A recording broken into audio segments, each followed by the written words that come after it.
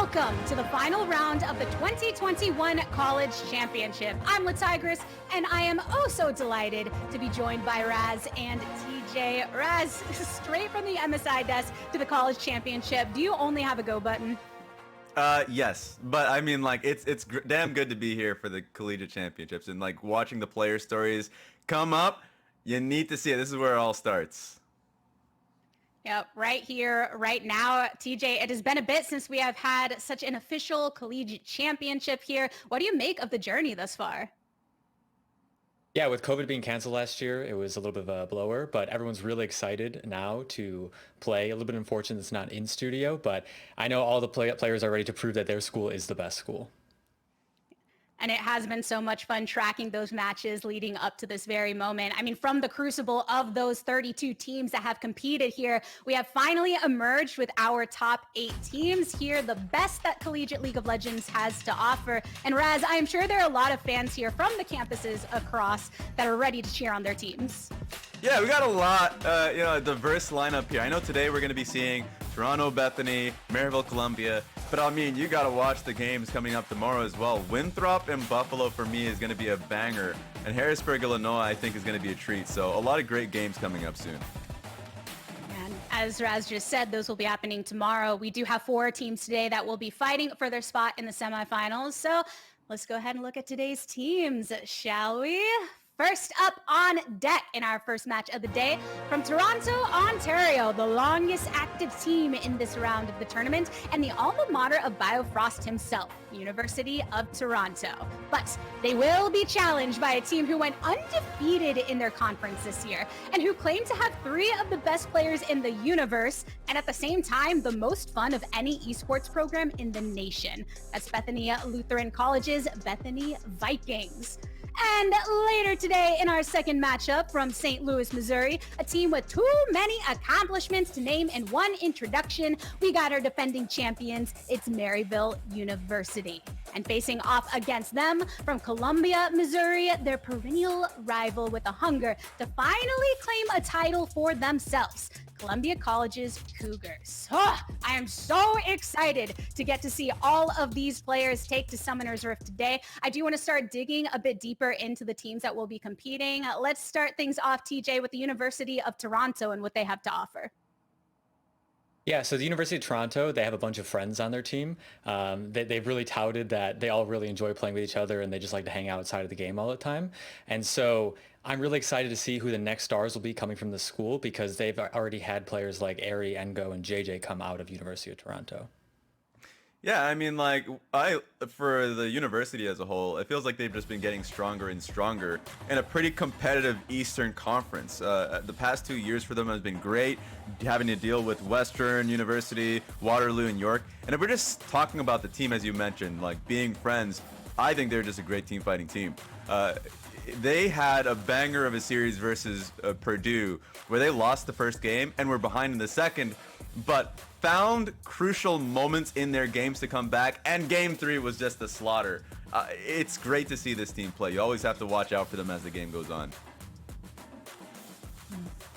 Yeah, that's the thing about University of Toronto. It's not just these exciting members that you see before you, but as TJ had mentioned, this is a university that's been churning out superstars since they really founded the program. One of the first ones we really got to see performing at this level. So I think it's very in line for us to highlight, one of the superstars that is currently on this roster that we may be seeing really rocket on the Rift today. Let's start with their Kong, or pardon me, their King. We've got Donkey coming through today.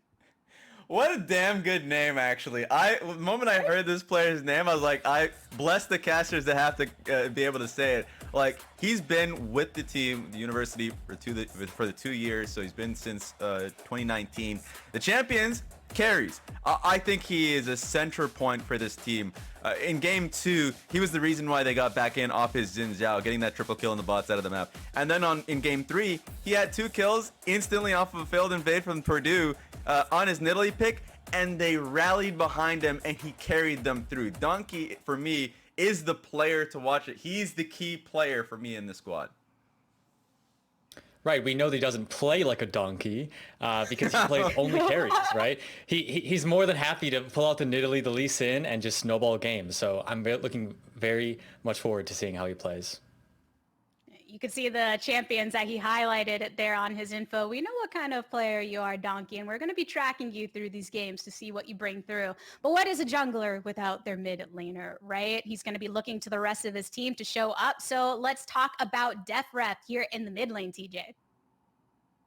Yeah, DefRev, he hits Challenger every season. He was known as a Talon one-trick for a long time, but he's since started to branch out. He plays some really unique champions like Mordekaiser, and most interestingly, his Swain is feared. He's more than willing to play this mid lane, but also in differing roles. And since they're all friends, they're all cool with, hey, you know what, let's just lane swap this game. That's what makes it really scary going up against this team, is because you literally don't know, first of all, which player is going in which lane. Although DefRef is a damn good mid player, and game 3 versus Purdue, hopped on towards his Talon, found a great dive bot lane, and was a nail in the coffin for Purdue in the round of 16. Yeah, he's incredible. And going into this series, as you said, if the draft looks good for him to go into support, there he goes, and he was doing well in that game too. So this team is unexpected at best. I do hope we actually get to see the Talon though, and then by the end of the day, we're either sick of it and never want to see it again, or we're saying, let's go Talon all the way. But it's not like this team isn't going to have competition on the other side, moving right along to their opponents. Let's talk about the journey that Bethany's Vikings have taken to get here to today. Yeah, for me, this team, last year, they had Wizardess as their jungler and didn't qualify. This time, much better, a much stronger team. He went towards the AD carry position, and I think they're just a really well-oiled machine. Around Soluro and also towards the Hollywood, I think their front line is incredibly strong. Solura, on his picks, I know he has a damn mean Ornn, but in his Shen game, he had fantastic plays. And if you have frontliners like these, their backline can play as wildly as they can. Bradley and Wizardish are stylish players, so I think for me, they're the team to beat. Right, and just like we highlighted U of T as a group of friends, it's really important to note that Bethany is also a very good group of friends. They love hanging out, they do a lot of events outside of League, and so having those team players willing to say, hey, I'll enable you to carry this game is what's going to help them succeed today. There are so many of these teams where they just genuinely enjoy being around their teammates. And I mean, let's talk about one of those players that TJ just mentioned. We've seen them in other forms of competition. There is one player in particular who makes his opponent's blood run cold. I want to know more about Bradley because he has been tearing it up in many ways this year. Yeah, so Bradley, previously known as CP Freeze, he's a jack of all trades. He's willing to play the assassins, he'll play the mages. He loves outskilling enemies with Akali and Aurelia. It's really, really interesting to see him play, and his coach describes him as an 80-20 coin flip, where 80% of the time he will win the team the game, and 20% he will lose. So it'll be interesting to see what side of the coin it lands on today. See, I love that risk-taking nature. I remember seeing his Red Bull 1v1 tournament that he was a part of and went the distance in, where, yeah, I love watching his Lucian play. And this team, I think, is a great double AD carry squad. I think they play well around him playing Lucian and Corki, just because you have full confidence that, sure, he'll take risks, but most of the time, as you said, they come up with a lot of treasure off that, a lot of gold in these team fights. I think having players like these is a big positive.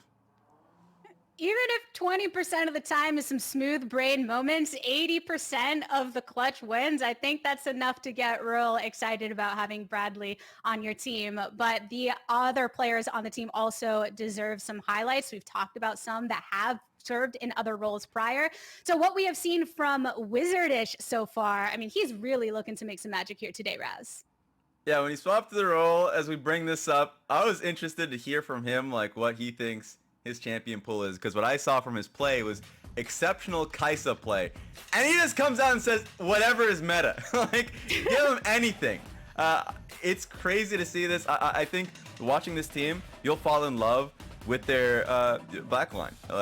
We already talked about Bradley, but for sure Wizardish is the type of player that if he sees a moment to flash forward, he'll do it. And so yeah, I'm looking forward to seeing him play. Yeah, so he actually played jungle before swapping day to carry, and he would play Olaf regardless of meta. So when he's saying he'll play whatever's meta, he'll also go off meta. So I'm excited to see if he'll pull out any of his unique bot lane picks, like Brand bot lane or any of the other mages where the enemy team just might not be practiced against it. Ooh, spicy. Well, if that is the case, though, before we get into the game itself, quick reactions from both of you, or predictions rather. TJ, I'm coming to you first. Who's going to be taking this best of 3 series? I think Bethany will win, but I think it'll be a 2-1. And I think it'll be decided based on the jungle matchup, if Donkey is able to snowball or not. I have a feeling Hunter as a player will be able to keep him down. Look, I know Bethany's looking strong, but I gotta go with the boys from the 6, all right? I'm saying right here, Toronto's gonna come in clutch. All of Canada rally behind University for Toronto, and I think they'll take this. The Toronto Raptors fan in here cheering for Toronto in the Collegiate Championship. I believe it from the side of Raz. All right, I think we're ready to get into the game. Pastry and Crumbs will be bringing us the call. Let's get to it. Thank you very much, Tigers. All of Canada, Crumbs. I guess that means you're rallying behind them as well, but it should be a very fun day of games. In fact, a fun week of games. Collegiate, always a great time in League of Legends esports. And honestly, Crumbs, I'm most excited for the things that we don't usually expect from competitive league, right? Maybe some different picks, maybe some more comfort, maybe some signature champions. I think there's a lot of spice potentially here for the games we'll see this week. And I think the foundation for that spice was well highlighted by the analyst desk. The fact that both these teams in this first matchup are really into being friends outside of the game. That's something that professional teams strive towards, to being able to have that synergy that allows you to not only trust your teammates, but be a little bit more flexible inside the game. So many of the responses that we heard from the surveys that we asked our players revolve around being able to trust your teammates and being able to make a play and know that if it goes right or it goes wrong, they've got your back. That's what we see here in Collegiate. Right, and that's one of the the foundations of why you play team sports in school, right? Whether it's high school or now in college. Even if not all these players necessarily want to go pro, and certainly a good handful of them, if not quite a large majority of them, do at least want to try their hand there. It is important to build skills at working with other people and learning what it's like resolving conflict in a team environment and all those kind of things. So it's always fun when you see teams with really close-knit players, because you do often get some plays that you might not see otherwise, because they're willing to take risks together because they've just got so much experience kind of running those plays. I really love that aspect about games, because I was in the position that so many of these players were, where initially maybe their family wasn't entirely behind it, but once you get to be in a team, you really understand there's a lot of life skills that directly transfer from playing professional video games to whatever other things you want to do outside of it. So that's one of my favorite things about working as a team. You really get to learn a lot that can apply far beyond League of Legends. All right, well, for now, Crumbs, it's all about League of Legends. First draft is up here on the board here. UOT Esports over on the blue side. It is red here for Bethany. Vikings, Shen, Rel, and Galio, plus Morgana. So kind of some stuff we used to see before. Morgana, obviously, the one of the best junglers in the meta right now. If you had a look at MSI at all, you'll definitely know that pick. So curious to see, how close will we stick to that? And again, how close do we stick to the generally accepted champions? Again, there's lots of individual picks and signature picks here across the board for these 10 players. So definitely expect the unexpected, but maybe game one will be a little bit more straightforward. Yeah, I think to expect that is Udyr. I mean, this is 11.2, so the last games these guys played were in 11.9, and with Morgana and Rumble Band, this to me tells me, Donkey, you got a great opportunity to pick Udyr. The hardest matchup you had with the Morgana's Black Shield is already removed off the table, and if UOT Esports doesn't take it, that opens it up for Bethany Esports. The fast clearing that was previously available to him is still there, and now you just have a bigger window to clear, to mess around with the other jungler being such a strong skirmisher early on. All right, well, it is Thresh instead, so that is a very bold first pick. Oh my goodness, we have Gwen already. Wow. I was going to remind everyone, Gwen and Viego are enabled, by the way. That is something that hasn't been true for quite a while in Viego's case, and Gwen, of course, the newest champion to the league, wasn't available in the last international, but Gwen Nautilus here for Bethany Esports. Very curious where the Gwen is going, and Donkey is apparently going to get Udyr second pick, which is maybe the reason they wanted to pick Thresh. Perhaps Bethany just aren't feeling comfortable on that champion. Or it could be the Gwen jungle. You and I were talking about this beforehand. Gwen could have a place there. In solo lane, she doesn't have that great of matchups. She can be blind picked, but if the other team knows how to pick into her, things that outrange her, it can be really difficult for the Gwen to play it out. But on red side, I think they're taking advantage of the flexibility. It's something that these new champions have a lot. People still don't know where they fit, so being able to blind her in red side, my that goodness, okay. What is going on? This is almost like a perfectly polarizing champ select, right? On the one hand, it's like, the picks you're used to seeing for MSI, right? You know, Thresh is a constant fixture and competitive. Lee Sin, Udyr, maybe some of the best solo laners slash junglers in the meta right now. And on the other side, we got Gwen, Nautilus, and now Nunu and Willump here joining the fray. I think, okay, the Nunu has to be in the jungle. You're not going to solo lane this champion. You can play him like Faker likes to play Nunu in the mid lane, but it's already just something that 100% UOT Esports doesn't have practice against this. You don't have practice against Gwen. So they're going with the element of surprise on the red side to try to take away what is the more meta approach from UOT Esports. So as a fan of non-meta champions, I'm going to be rooting for the red side here because I love to see you just challenge the conventional and see if you can come up with a way to just dethrone what is already previously thought to be the best champions, because this looks like a draft from MSI like we were just talking about. All right, well, Swain Ban, that's a good one, not only because it is a specialty of Death if I recall correctly, but you do need to take away some of the potential AP options here, and that is something they could have played maybe mid or bottom lane, with Lee Sin presumably being a solo laner in this comp. I don't think you want to play Udyr solo lane, but I'll reserve my judgment until the players are out on the Rift. Varus also going to be banned away, another very strong champion from tournaments past, but Lucian, again, continuing the trend of strong AD solo laners, is also going to get taken away on the UOT side. Lucian, and just another strong solo lane, most likely, because you already have a lot of melee champions on the side of UOT Esports, so you don't want to be dealing with all the front line that you already have on the Bethany side, and on top of that have ranged solo lanes to both. So also dealing with the all-in kind of supports and AD combos with the Nautilus that could be dangerous for the Thresh, as Nautilus is already pretty good into this Thresh pick. And I was gonna even consider the team honestly at this point with that hover, like you guys do what you want. Oh my goodness, Draven, really?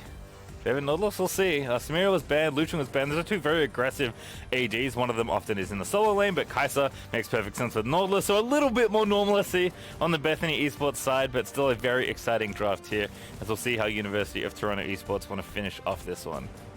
There's a lot of engage on the side of Bethany Esports between the Nautilus, the Nunu, and the Gwen to follow up. It's going to be really tricky to deal with that long-range follow-up as well from the Kai'Sa. The Thresh is going to have a really hard time landing these hooks against Gwen as well. The Shroud is really tricky to deal with, especially when you already have only Lee Sin as your main form of engage. It's going to be the Mordekaiser locked in, so it could be flexed into mid, but I think it probably will be saved until you see what Bethany is going to last pick. Yeah, I think I like this pick a lot, though. They did need some, diversity in their damage profile. So Tristana, being a good hyper carry, you want to take it. It's just a very good, consistent pick. But Kled is going to be the last one here for Bethany. So Nunu jungle, Nautilus, Kai'Sa bottom lane, Gwen mid, Kled top.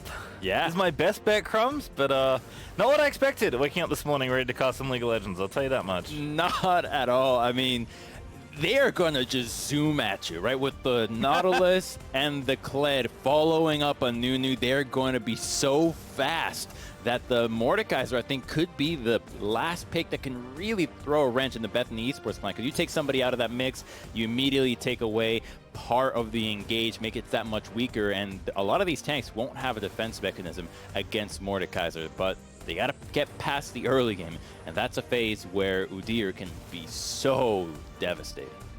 Yeah, I think both these teams are going to look to go at each other pretty early on. Again, it does very much feel like, a very standard draft on one side and a very non-standard draft on the other side, which is a fun meeting for these two schools early on here as teams look to crown themselves the college champion. Very fun way to kick things off here, but I would typically favor the consistency of a draft a little bit better, or at least we know a little bit better. But that being said, I think in this kind of tournament, it can often be down to what you're comfortable with, and especially like which of your star players is playing well that day, and making sure you play something comfortable, making sure you play something that you're like fully attuned with is maybe more important than, picking the good champions, let's say. Especially for the momentum in the best of series, just opening with a strong showing can be enough to just catch your opponent off guard, and suddenly game 2 becomes that much easier. And with that being said, though, the momentum that you're going to have to build, it's going to have to come down from the mid lane. You've got melee champions versus each other. Kled, a part of the Mordekaiser versus the Gwen with a Nunu and a Udyr jungle. There's going to be such a bloodbath in that mid lane. I feel like the junglers have to prioritize this lane. The supports, both hook champions, want to go up there. And it's even more important because none of them have good wave clear. If you start falling behind, you just have to keep fighting. Yeah, this could be a very snowbally game, so we'll have to keep track. But again, we talked up a lot of these players. I think Bradley on the Bethany side, you know, this mid lane that is very flashy, very stylish. Gwen is certainly the kind of champion that you can make some pretty big highlight plays on. And I like the confidence, right? Being like, you know what, I will play the newest champion in the game at maybe one of the most important tournaments of my entire career. And I'm going to make it work. At least that's the hope on the Bethany side.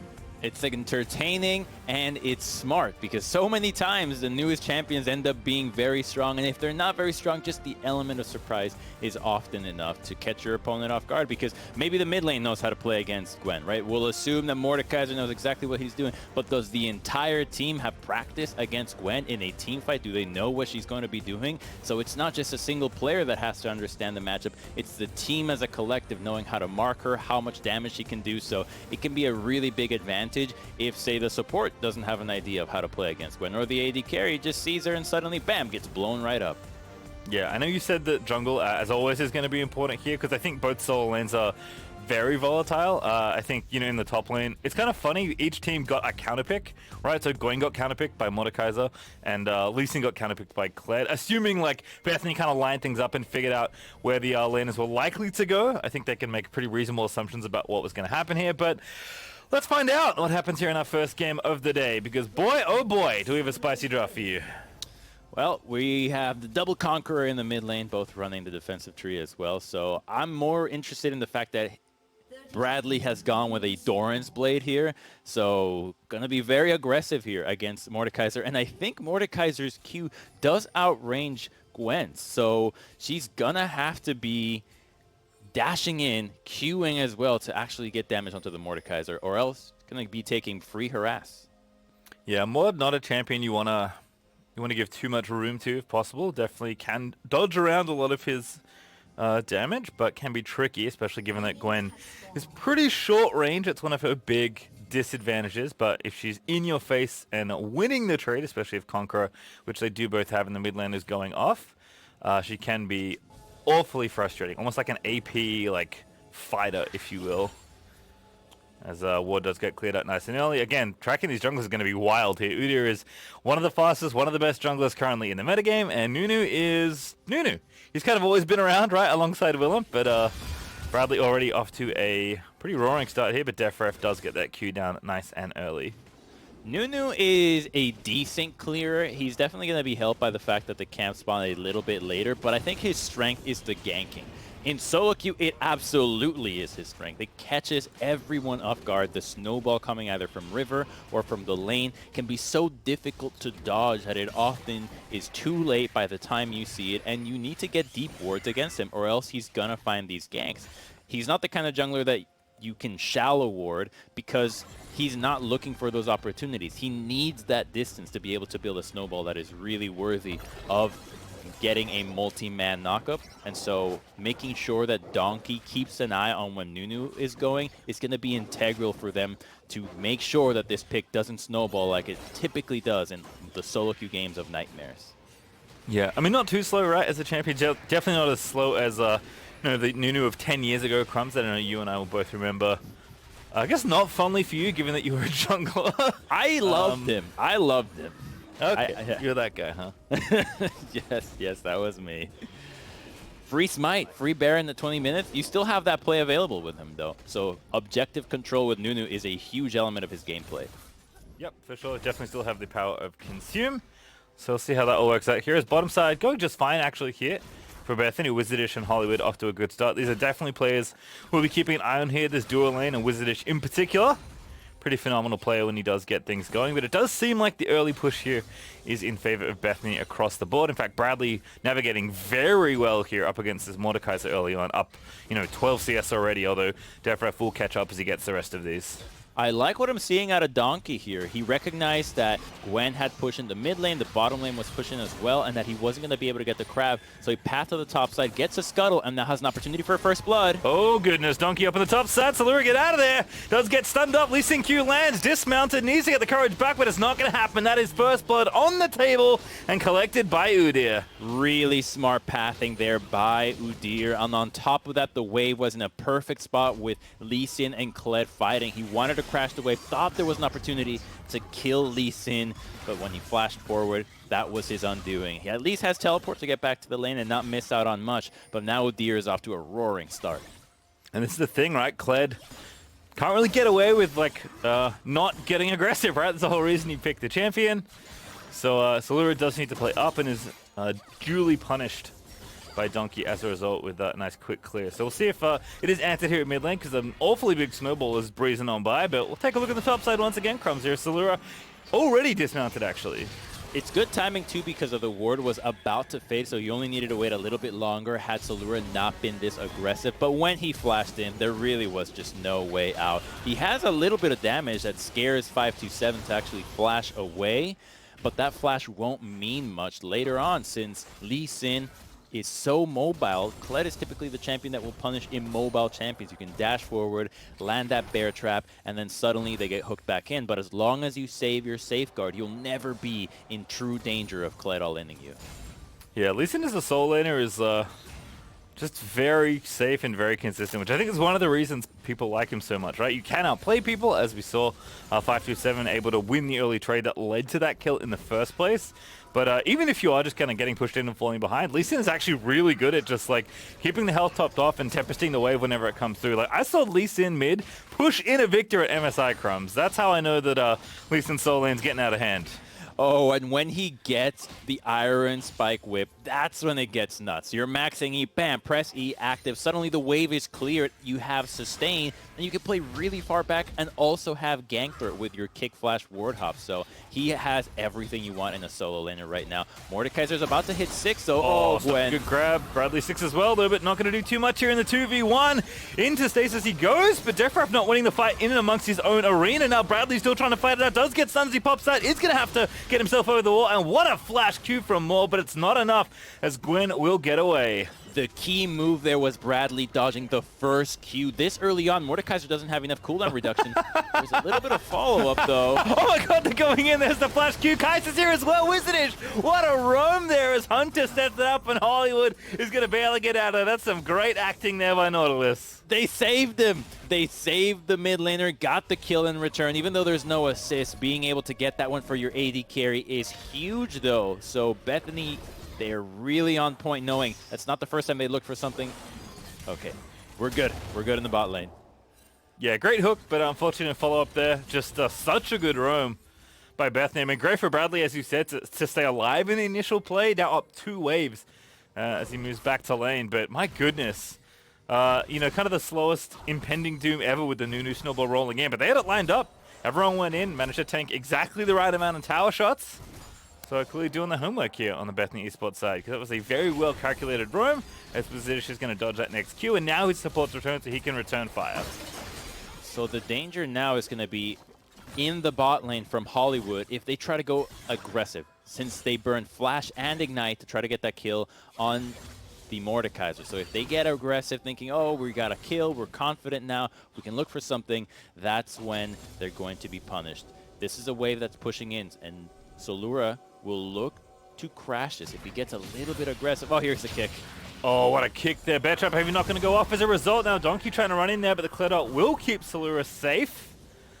So it has to burn the cooldown, but is A-okay. Does not want to walk that way, absolutely. So we'll move out of the way now.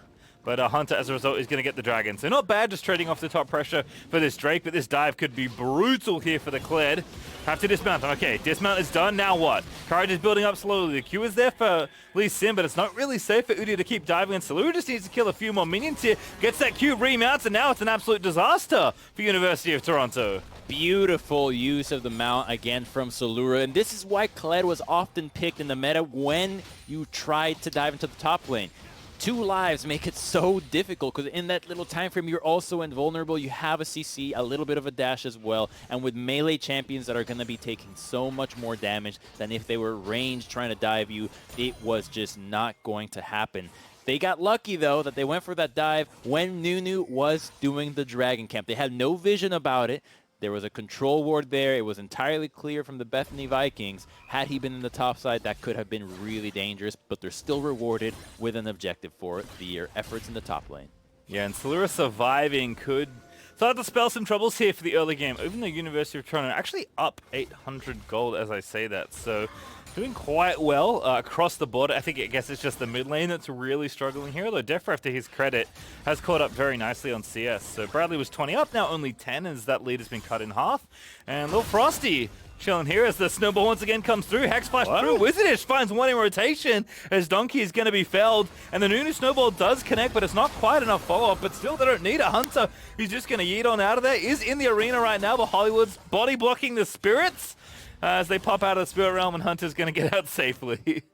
Bit of a fiasco in the mid lane, but what happened to Donkey? He got soloed by Wizardish, and Wizardish didn't even burn ultimate or flash or exhaust. He must have just been very low in the river looking for something, but that's a free kill over to the Kai'Sa. Red buff as well. She's now getting more gold, just seemingly out of nowhere. Roams into the mid lane, gets a kill. Support roams again, and she finds a kill on her own. That is huge there for Bethany. Yeah, especially given that Wizardish is actually kind of finding himself at a few more 1v2s than he would maybe like, but oh here it is. No. Just going for the crowd. Wizardish is roaming, and this is just perfect. Just instantly kills him. That's free gold. That's dinner served to your bed. You woke up, it was your day, your loved one served it right up for you. Thank you very much.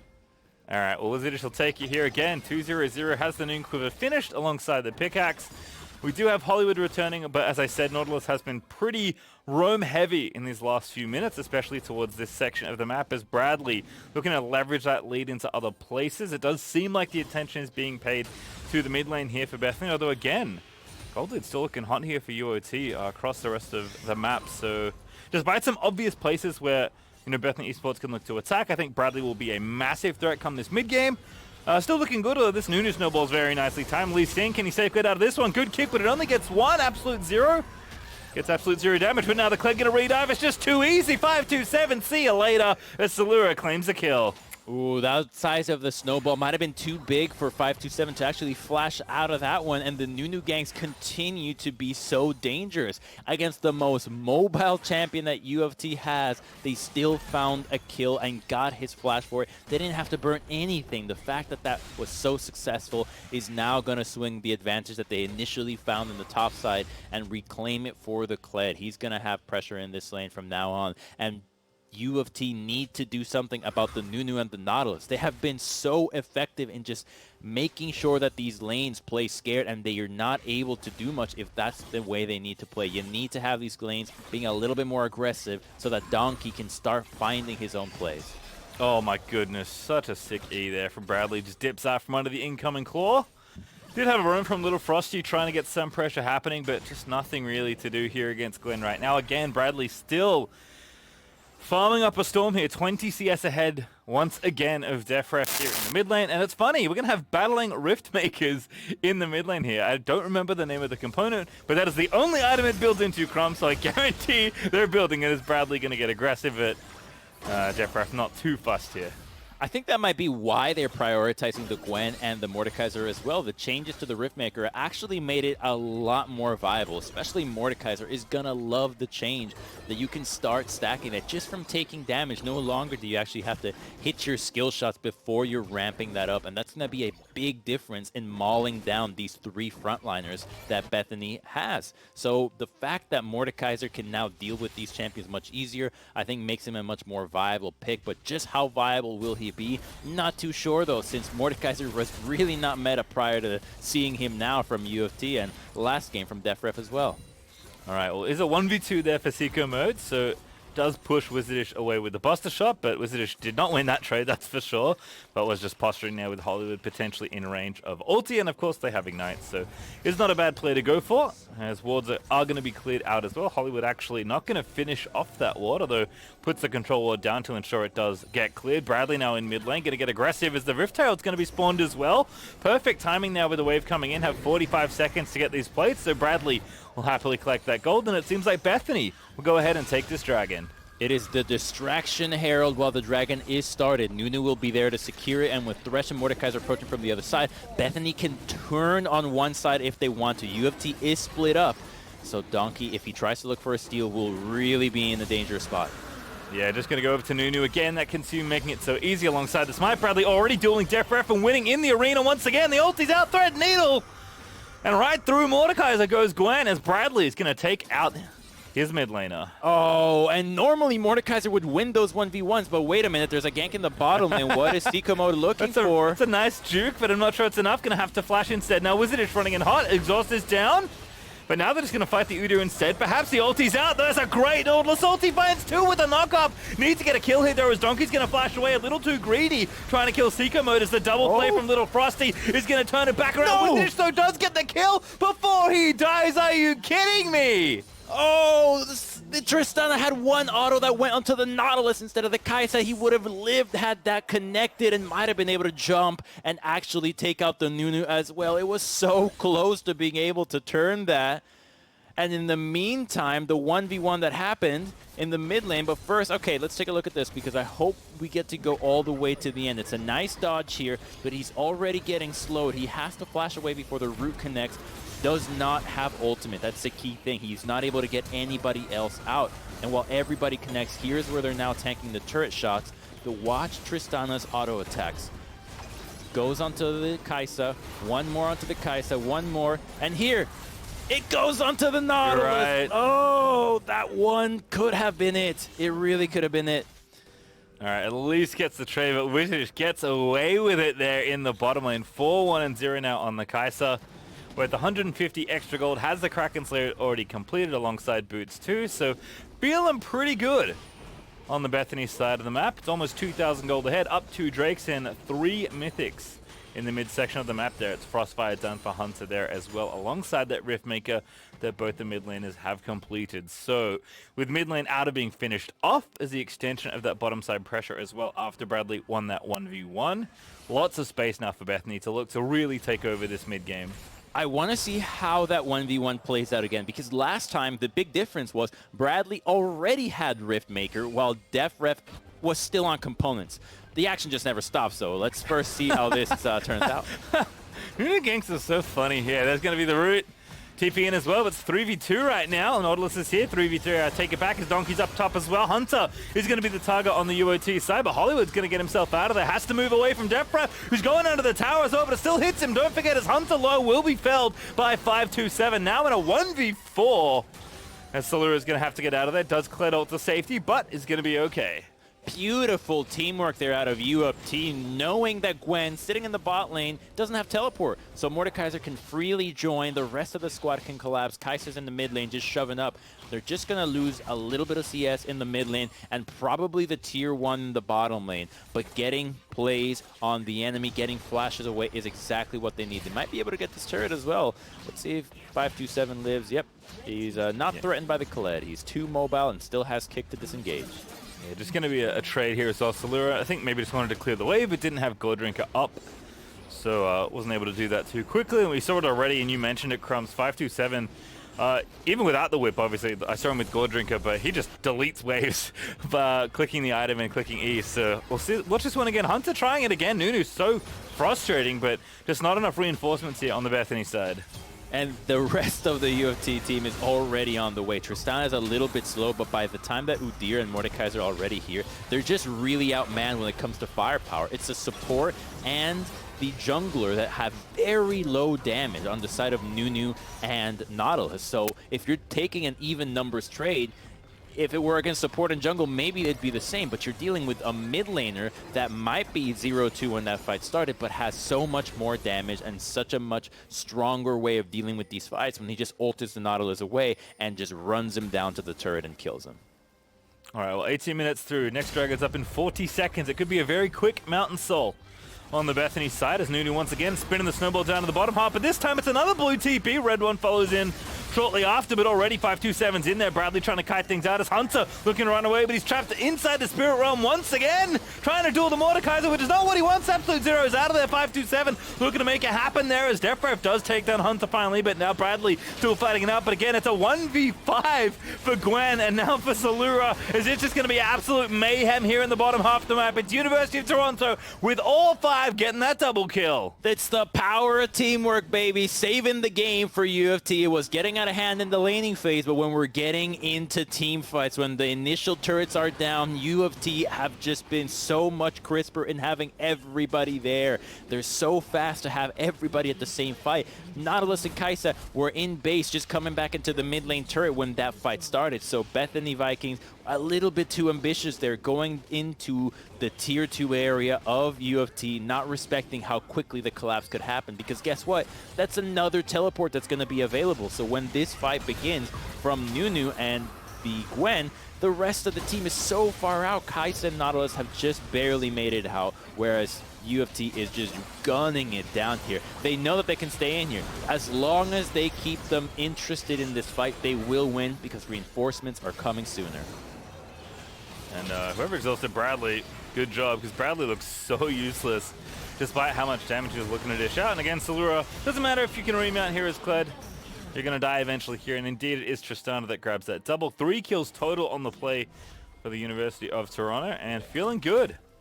And despite, you know, how well Hunter's been doing with the ganks, how well Bradley's been doing in his 1v1, it is Wizardish that has most of the gold, right? Has all the kills on this side and just hasn't been present for the last 2 team fights there. Kai'Sa ulti typically feels like it can get you, you know, just about anywhere on the Rift, you know, from a screen away, but got to actually be in the area, and wasn't the case here for Wizardish. We'll see if Bethany, who perhaps look to stick together a little bit more here, as Defrek is currently side laning up against Salura. Don't expect him to win, but don't expect him to lose either. Mordekaiser pretty sturdy. Is Bradley going to be the target? Donkey in there with the Udyr. It's just so frustrating, man. Can't run away at all. The bear slaps keep coming. Bradley trying to get out. Dodging away there, snipping away, but it's a 1v3 now that Bradley probably can't win. I take it back! Gets the kill onto Donkey. Gwen damage just too good, man, as Hunter gets kicked away, but the rest of the team is here this time. Wizardish finally arriving exactly what he means to, as Bethany finally fight back. That's Baron! Everybody's up here. You've got a Nunu. The whole squad is here. Bradley just single-handedly wins the game back for Bethany Vikings. Baron is going to be huge here at 20 minutes. Being able to side lane, which was what they've been trying to do, is going to be so much easier for them now. They were pretty casual, but they tried to go after Gwen, but she just bought so much time with the Riftmaker spell vamp.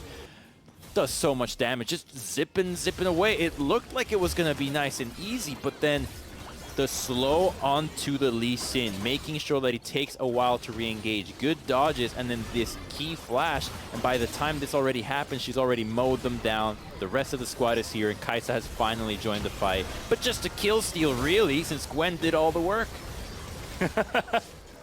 Just collecting him at the end of it all, as Baron, I believe, did also go over. Indeed, it is now being worn by Bethany. As the Rift Herald there, little baby Baron. Gonna go in mid and try and take some damage down. That doesn't work, but I like the attempt, but Rift Herald will be killed. No CC withstanding, but Tower stands strong as a result. So still, University of Toronto, no, clean area in the mid to work through, and it's then gonna be on the back foot for these next few minutes as they try and battle back from that Baron take.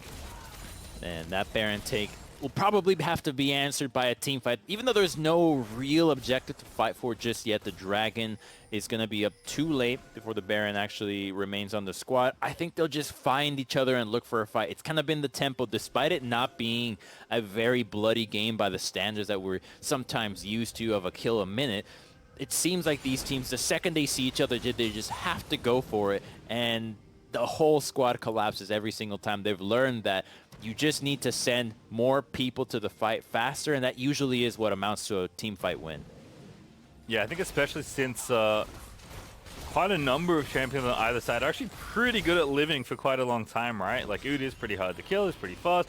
Mordekaiser can isolate a 1v1 and buy a ton of time, and Lee Sin is just so slippery. So Bradley, with the Baron buff, is going to take down the top lane Auto, which is good news there for Bethany as they look to try and extend this gold lead a little bit further. They've had, this kind of lead already in the game, but Baron, typically you want to try and do significant damage. The minimum typically is you're looking for an inhibitor tower to kind of break open that space for you, so you can look to pressure there. But taking the 6 towers here off the map will also be pretty nice as far as gold goes. And they are looking at that soul still. I mean, Gwen kind of does the Silas thing, Crumbs, where it's just like feels like she heals forever and ever and ever and never dies. I can't imagine how frustrating Gwen, with a Mountain Soul is going to be if that's something that University of Toronto have to face.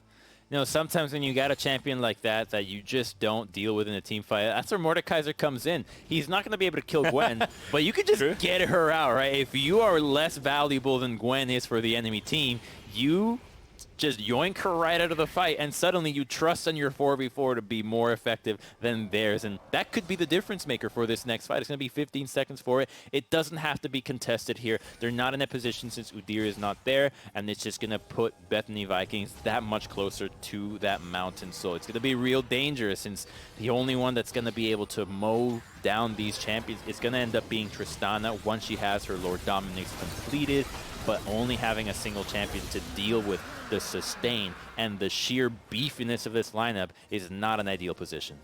Yeah, I love that aspect of Mordekaiser for sure. I think the problem is that there's more than one carry on the Bethany side, right? This Kai'Sa also still, you know, the most kills in the game, still worth that extra gold here, and has 2 items approaching 3 pretty swiftly, you have to imagine here, for Wizardish's side. And Kai'Sa also hates getting Mordekaiser ulted, so if you can navigate, you know, using your tools to isolate the different carries, it should be pretty straightforward, because really, it's, you know, 2 threats and a bunch of support, with Kled kind of being disruption more than anything else.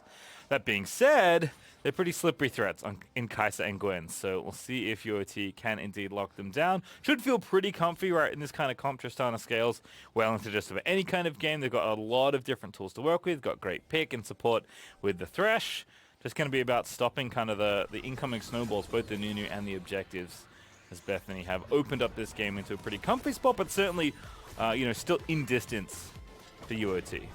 Quite literally stopping the snowball, but the good way to view it is that they're not going to snowball until an objective happens, because they don't have these control mages to siege. None of these comps can really siege against each other, so it's so much harder to pressure when you have these objectives, because you don't have a quick way to delete somebody from a distance. It's only going to be the Kai'Sa. Everybody relies on diving and being in melee range to kill each other, so there's no need to go for these things unless you find a great opportunity to dive, which are so rare as long as a team collapses. So this is why they constantly go into the jungle, looking for somebody to be caught off guard. They barely missed them last time around, but setting up the wards will at least prepare them to look for that opportunity these next time around.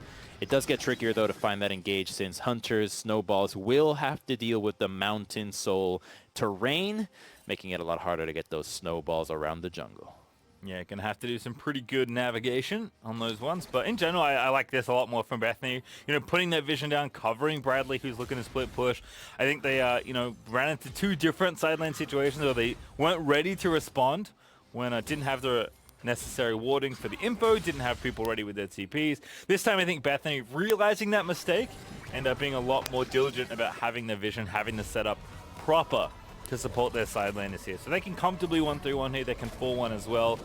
I imagine at least Gwen is going to be in a side lane most of the time if she can be, especially given that Bradley is getting pretty close to death cap. In fact, might have it finished already. He's taking a recall now. Oh, not yet. Fakes me out on the minimap. Not going to base just yet.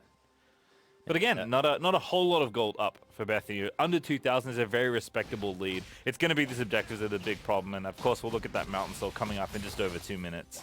They also have to respect the Baron with the Nunu being around this area, and the Gwen just has so much pressure here. Even when she has TP now, it'll be doubled, just because we already saw what she could do 1v3. So you just sit in the turret and let Gwen do whatever she wants. That's all Bethany Vikings have to count on. Control the Baron side, put Gwen in a side lane, and then just make plays on any other part of the map. And at this stage, though, if they're taking this long to go for the Baron, it just might be a battle going for the Mountain Soul. Being able to get that objective, being permanent, will really be beneficial, considering what we already covered, that there's not a lot of damage on the side of the U of T lineup. It's going to be the Tristana primarily. You get these guys so tanky, and it's going to be real difficult. You just deal with the Tristana, which is fairly easy to get her out of the fight. You can just Nautilus ultimate, and she has to disengage, and suddenly everybody else is getting mowed down without any cover fire from Trist. Yeah, Gwen's pretty annoying too, right? Because when her little bubbles up, Tristana can't really do much. And if you go too far to try and, you know, deal damage to the Gwen, then she can jump on top of you. So we'll see how it's navigated here for Seeker. We've got a lot to do, but does have the 3 items to maybe get it done. In fact, it's 3 for both ADs here. Bradley is actually the whole gold lead, though, pretty much. So definitely the burden is on him to make this game kind of happen in the 5v5s here as Hunter is just going for it with the snowball. Binds through. Now Wizard is just getting in there. And the rest of the squad's going to follow through. Nautilus flashing in. Clegg going to zoom in as well. And just from a whole screen away, Hunter is going to make it happen onto Lil Frosty as Wizard will flash onto Donkey and take him out. And now Seeker mode has been completely denied off this fight as Bradley is yeeting on in there with the rest of the squad. And Bethany are going to keep 5 alive, diving 2 towers, Crumbs. They can end the game right here. You kill them in front of the base. You've got your AD carry. Clean ace, clean win there out of Bethany Esports. A little bit of a struggle in the mid game once the turrets went down. But once they found the lead back with that Baron, it was lights out for University of Toronto. Yep, it's going to be the Nexus going over to them, looking awfully good in game number 1. We expected some fun picks, and fun was had, Crumbs. The Gwen 1v3, that's the story for me. That champion just had such a strong showing already. 11-10, we see the champion back, and it might just earn herself a ban for this next game. I mean, honestly, especially if you don't have too much experience against the champion, you kind of have to respect it, right? I mean, we know Bradley can clearly play a huge amount of champions, but given what happened in that game, right, you got counterpick, right? You could pretty reasonably expect that Gwen was going mid, and unfortunately Mordekaiser could not neutralize Bradley there. So I don't know if it's more the player than the champion, but certainly I think it's easier to ban it and move on in the best of 3 than it is to, you know, give it to Bradley again and maybe tempt fate. So we'll see what happens. Bethany Esports are going to bring the heat and land the first blow here in this series, but when we return, the State Farm analyst is going to break down that win. Don't go too far.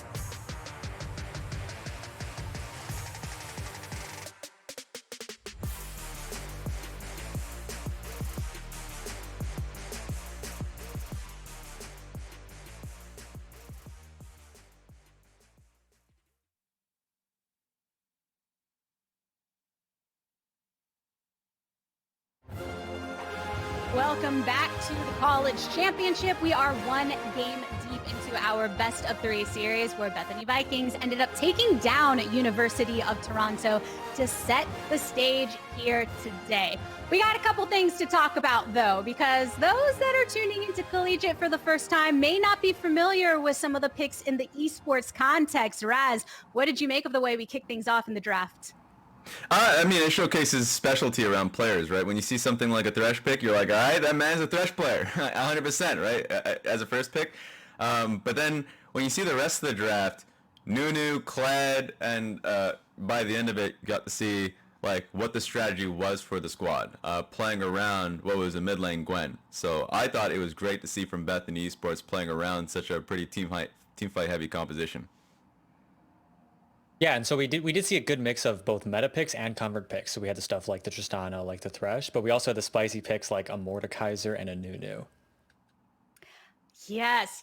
So excited to have seen some of those picks come through. In fact, TJ, I do want to get a bit more of your thoughts on how some of them played out here in the early game, because we immediately saw some action coming through in the mid lane.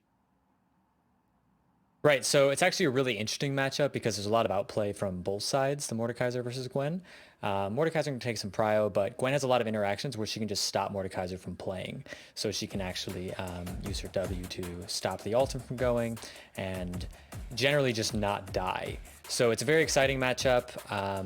Defref seemed to pilot it okay, but we did see Bradley take over the game with the Gwen. Yeah, and we didn't get to see the beginning part of the replay, which was just Bradley styling on the pick and delaying a lot of time. When Mordekaiser throws out a Z to kind of get on top of you, Gwen can actually just completely nullify that with her own W. Like that interaction is I would imagine very difficult for Mordekaiser, especially when he's trying to land his Q. And then flashes over the wall to see if he can get the finishing touch, and that does put him in range for kill when Bethany does come back for the kill on top of the Mordekaiser. So overall, you got to see a little bit of the interaction at the beginning of the game that was not looking good for Defref. Yeah, and some of that action right off the bat, sure, you're trying to kind of make some speculation into how things are going to go once you get into that team fight territory. And Raz, it does feel like Gwen and her ability to escape some of those targets on her back really had an impact in the team fight. Yeah, she has quite a bit of mobility, especially with extra auto attack resetting cooldown on her E. So like those type of things you have to be aware of. So when University of Toronto, my boys, were getting back into the game, they had an 18-minute team fight that got them back in. I thought I was a believer. Okay, I was ready for the 6 to come through. But when the team fight happened at the top side of the map, Gwen just bought too much time. So like it's a bit sad. But in the end of the day, it felt like Bethany were understanding very well, what play University of Toronto was setting up for. This is the team fight that I was talking about. And if you can just look through the execution, buying a lot of time, also had flash, so she was kiting back on the Thresh. Yeah, you can just see how slippery she is here. She just can't die based on the enemy team not drafting enough burst damage for her and with her sustain. So it's really interesting to see Bradley pilot the Gwen. It's something feared in the Proving Ground circuit. So I'm curious to see if it'll be banned in the next game. And it is worth noting that half the equation is, Gwen, Bradley really trying to buy that time for the rest of the team. The other half is the team making it over and following it up effectively. And what better way to display team spirit than all of them on red side, picking red champion skins for their lineup. I mean, TJ, we talked about how the team play is going to be so necessary to come through here. Were you impressed by what Bethany was able to accomplish in that team regard? Yeah, I think they played pretty well. They had some rotations around. Not too many people were getting out individually caught. They were playing well around vision. So it all made sense. I think that it was a pretty solid performance. So I hope they continue to win the game too. Yeah, I also thought that we were just talking about the gameplay. Coming into this game, as much as I want to see University of Toronto end up coming out with a victory, at least one game in this series, I agree. Like Bethany looked like incredibly strong coming into this series, and even off this game, when you saw some plays working out for University of Toronto, it just felt as though it was always happening on the strong side of the map for Bethany, and they were always ready to collapse. I felt like the good collapse that happened towards around Seeker mode, around bot lane, also played to that. Early kills coming in favor of Bethany. So going into the next game, for me, University of Toronto, I just wanted to keep it simple. Play a straightforward team fight heavy composition that we saw from Bethany, and I think they have a chance. So I actually disagree with that. I would love to There see we go. Toronto pull out I would love to see them pull out the Swain bot lane, the Swain support, or even a Talon. I think that, you know, your back's against the wall. It's your final game. Pull out something spicy to where you can catch the enemy off guard instead of playing a standard front to back. There we go. Ooh, all right. That's something that maybe we can look forward to depending on what they pull through. I also just realized that Raz put the jersey over your fancy shirt. I don't know Yes, I did. how I vibe with the layering there, but I do appreciate the pride that you are showing for the side of Toronto. They may need some of it going into game number 2. It is only a best of 3 series after all. So Bethany Vikings pulling ahead in game 1, and anyone on the side of University of Toronto, get your hats on just like Raz. Get those jerseys ready because they'll be needing your spirit to move on within this bracket. We'll see you on the other side for more college championship action.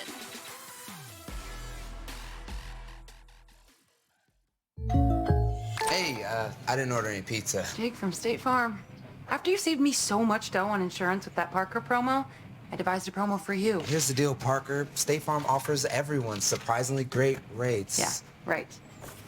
Pepperoni pockets, an atomic brownie, cuckoo crusty. There's no promo, it's just great rates. And a cider ranch. You're the man. When you want the real deal, like a good neighbor, State Farm is there.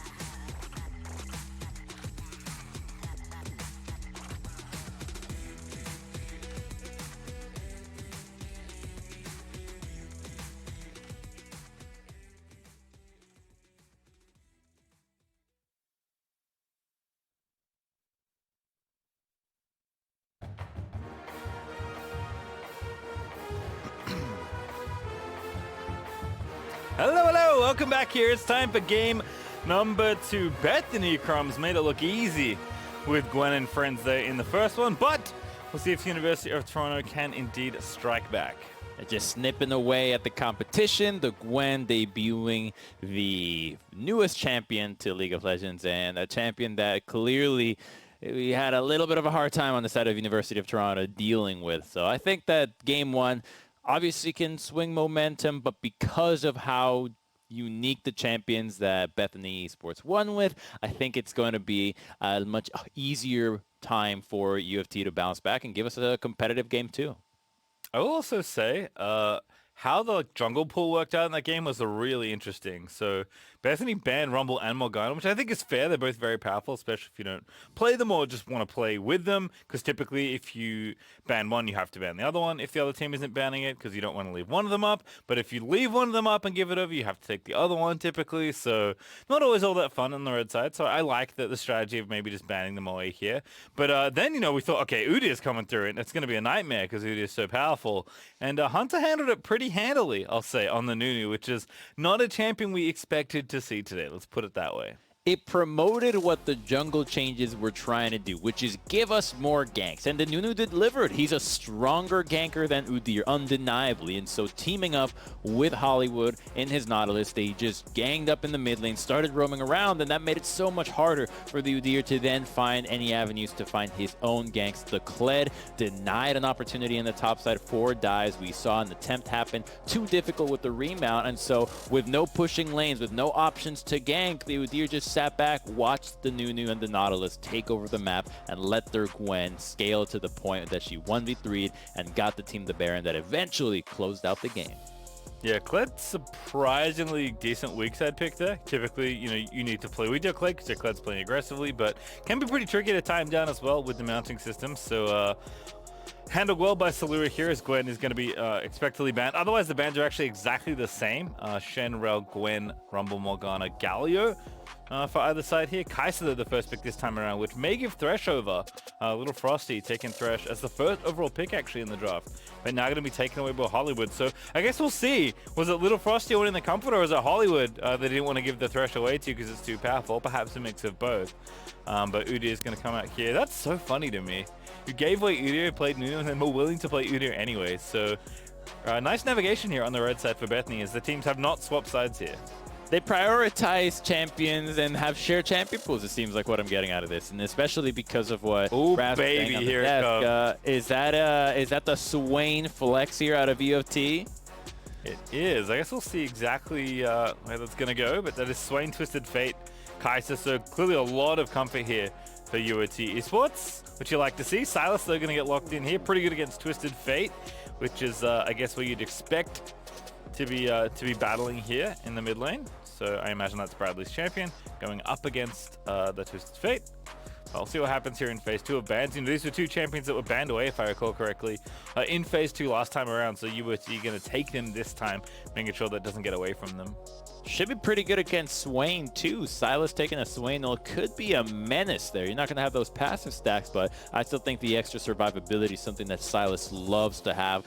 Not as strong as an Alistar ultimate, but it still makes you feel really beefy and really aggressive in these fights, since it kind of fits the same style that we often see with the Udyrs and Thresh, which is just a shorter range composition. With a Swain ultimate, the Silas can be very deadly. You don't have very many bad ults to take with Silas, as it turns out. So you have one really good one, you're typically fine with whatever else your opponent's going to give you. And most champions have a good ultimate, Crumbs. It's kind of how they're designed. Silas, pretty good when you can potentially get access to any of them on the enemy team. Nocturne and Kled both going to be banned away here. One of them is a pretty popular solo laner this time around. The other one is Kled, but was piloted very nicely by Salura, as Aatrox also going to get banned away from 527.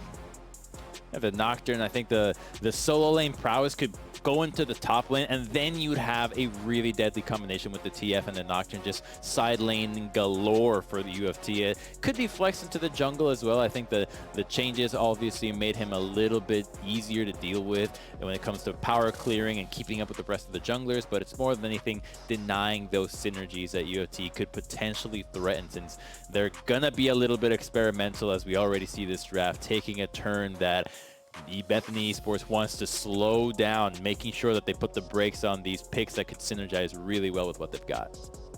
All right, well, Siva going to be the pick for Wizardish. Lost Kai'Sa, lost Samira, as it was the final ban for UOT Esports. So Siva seems perfectly good. We'll see how that one lines up in a moment. Also see, I guess it's pegged with Thresh already, so we'll see what the bottom lane matchup ends up being, is I guess the other question. But how do UOT finish this draft? Because it started pretty spicy. We'll see how they finish it here. I think a Nautilus again, right? You're going to be able to maybe, if it's going to be the Swain support, you could put Swain to the solo lane, but the Nautilus seems like it has a lot of synergy, and I wouldn't mind just seeing a blind champion into the top lane that the enemy doesn't necessarily expect. I don't think that's the direction we're going to go. I think it's going to be the Kai'Sa and the Swain, yet it just doesn't have that kind of punch that you really want for the support to pair with the Swain or an AD, because you want to be able to chain the pullback with something else. Instead, it's just going to be focused on the solo lanes, and you're going to leave the Swain and the Kai'Sa to be range harassed into the bottom lane, because Renekton and TF, Xin Zhao, they just want to 3v3, they want to play to their lanes, and they don't really want to be involved with the bot lane. Yeah, like the Xin here. Definitely something that Donkey is known for, and is pretty fun, aggressive jungler. Not something we see too often, but perhaps with those jungle changes, as you alluded to, become a bit more popular. Salura, off weak side Kled, now onto weak side on. Perhaps a little bit more appropriate champion for the role, but played perfectly fine despite the attention he received in the early parts of that game. Is probably expected to be left alone in a lot of cases, at least by his team, maybe not by the enemy team. But we'll see what happens here, how this all shuffles around, because as you said, it does seem like Swain is going to be going bottom lane, unless it's Twisted Fate support, which would be a pretty fun one. Wow, yeah, I mean, that is one option I didn't consider. Usually when I see Twisted Fate support, you get the Twisted Fate is telling people, guys, I am not trolling, right? Caveat, I'm actually playing this game seriously. It's a really good pick for me. I can show you I got really good gold cards, and if he can deliver on the gold cards and get out of the laning phase, that's when the Twisted Fate support really starts kicking in. You've got good ganks into the bottom lane, but against the likes of a Sivir and the Thresh, really difficult to chain these ganks, so they have to get out of laning phase and look for those globals to make value to this pick. Yeah, Sivir actually seems like a great pick if you're anticipating Twisted Fate support, because so much of Twisted Fate's power is in stunning you, and so much of Sivir's power is in stopping very single target telegraph CCs. So we'll see how it shakes out here. Again, a really fun comp. It's funny, we've almost flipped it, right? Now Bethany have the standard comp, and it's University of Toronto Esports. They're going to show us something a little different. But we'll see how also like where they go, right? Because Defref is the Swain player.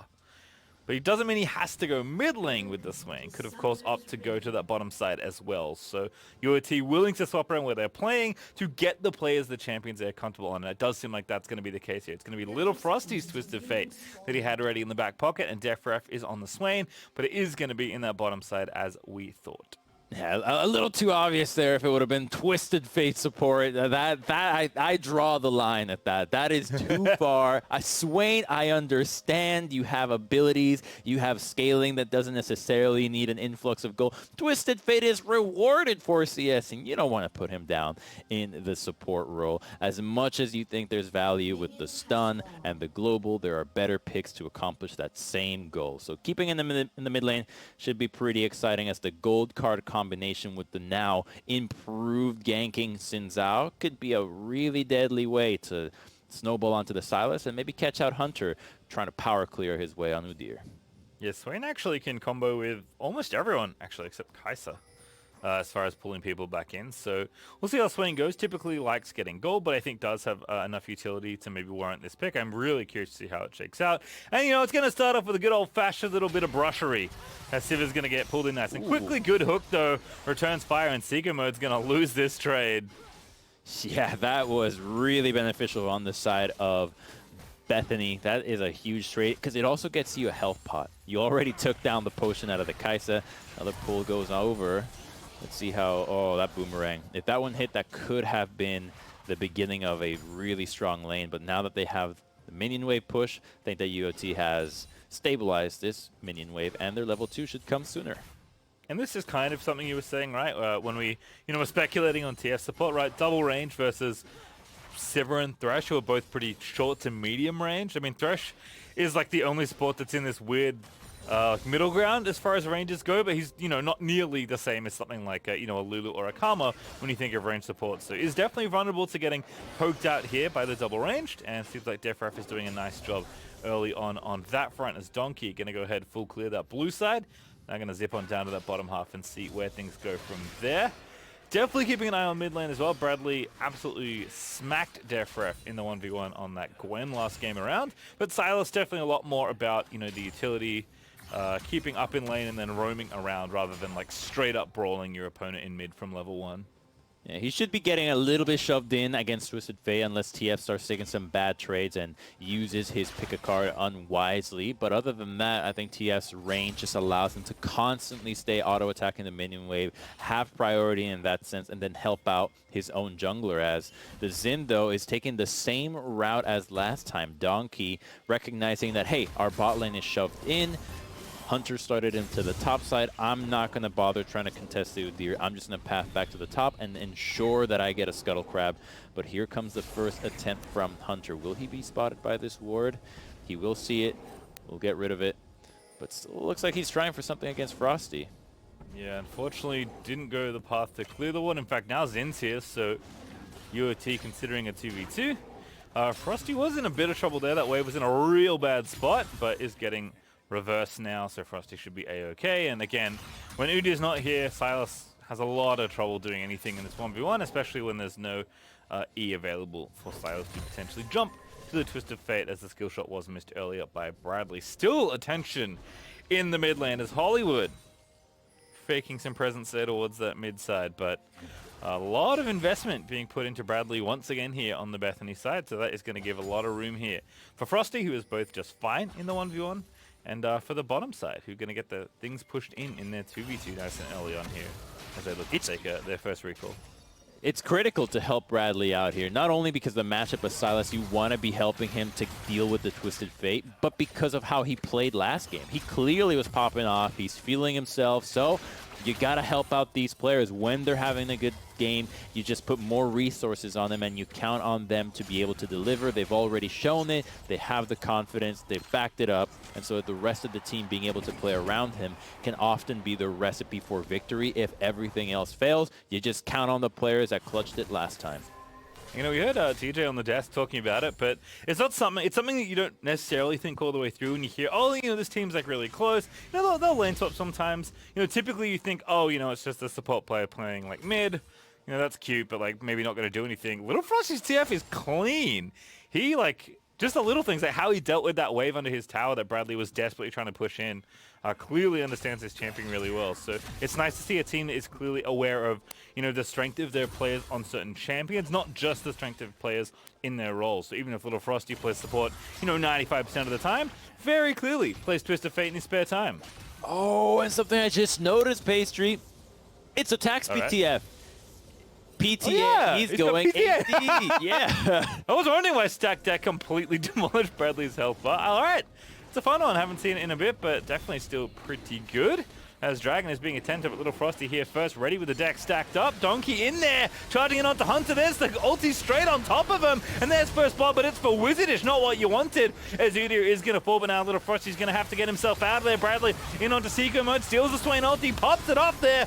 As Seeker mode is going to have to get himself away. 5-2-7 now in a 1v4. He's not too happy about. Hollywood low, but is going to die. No, not yet. It's still Bradley popping that ulti onto Little Frosty as Bethany looking to make it happen. The stun lands, and Bradley going to take down Frosty as Bethany are going to win that fight. They win it by a landslide. They don't get the dragon, but now Udyr is on the way back. They're going to be able to claim it. And level 6 on Ornn, I think they want a little bit more on this. They don't know that Salura has stayed here. Oh, they're overextended. Yeah, there goes the ulti out of Ornn. Seeker Mode's going to get absolutely trained by the Ornn Horn. And DefRef is turning back around. Seeker Mode here as well, but Swain's going to die thanks to the Ornn charge as Wizardish collects the gold there. And now Donkey too late to follow up. He does get the charge in, but the W is not enough there. So Seeker Mode will have to clear the wave and be happy with that. 4 kills now over to Bethany. Good play from the top laner, but here the key thing was that Donkey went too early. Twisted Fate pops the ultimate, But by the time he arrives, Sin is already dead. They had the numbers advantage. It's how you want to play Twisted Fate, but it was a little bit uncoordinated. And so then, once they've already committed multiple members, the Renekton is so strong. Look at how much he survives and deals damage, but everybody else has already turned tails. They have to back off. They lose too many members, and what looked like the play that could have started the snowball they needed now just accelerates the team fighting composition to a point that it's going to be really difficult, because this early on, you need those TF plays to work out. Oh, the greed here as well. Punished so nicely by Salura. That's an amazing triple root, by the way, out of Depref. The whole reason it maybe looked even close, but unfortunately, just means that he ends up paying with his life, looking to try and turn things around. So Dragon, actually, which wasn't finished, by the way. I thought it was. Bethany going to go ahead and take the objective for themselves. So insult to injury, as they're up 1,000 gold, and they got the Dragon that was originally started. They get everything, and now the Twisted Fate falling behind against the Silas is going to get shoved in. That limits his options. There's no more teleports available.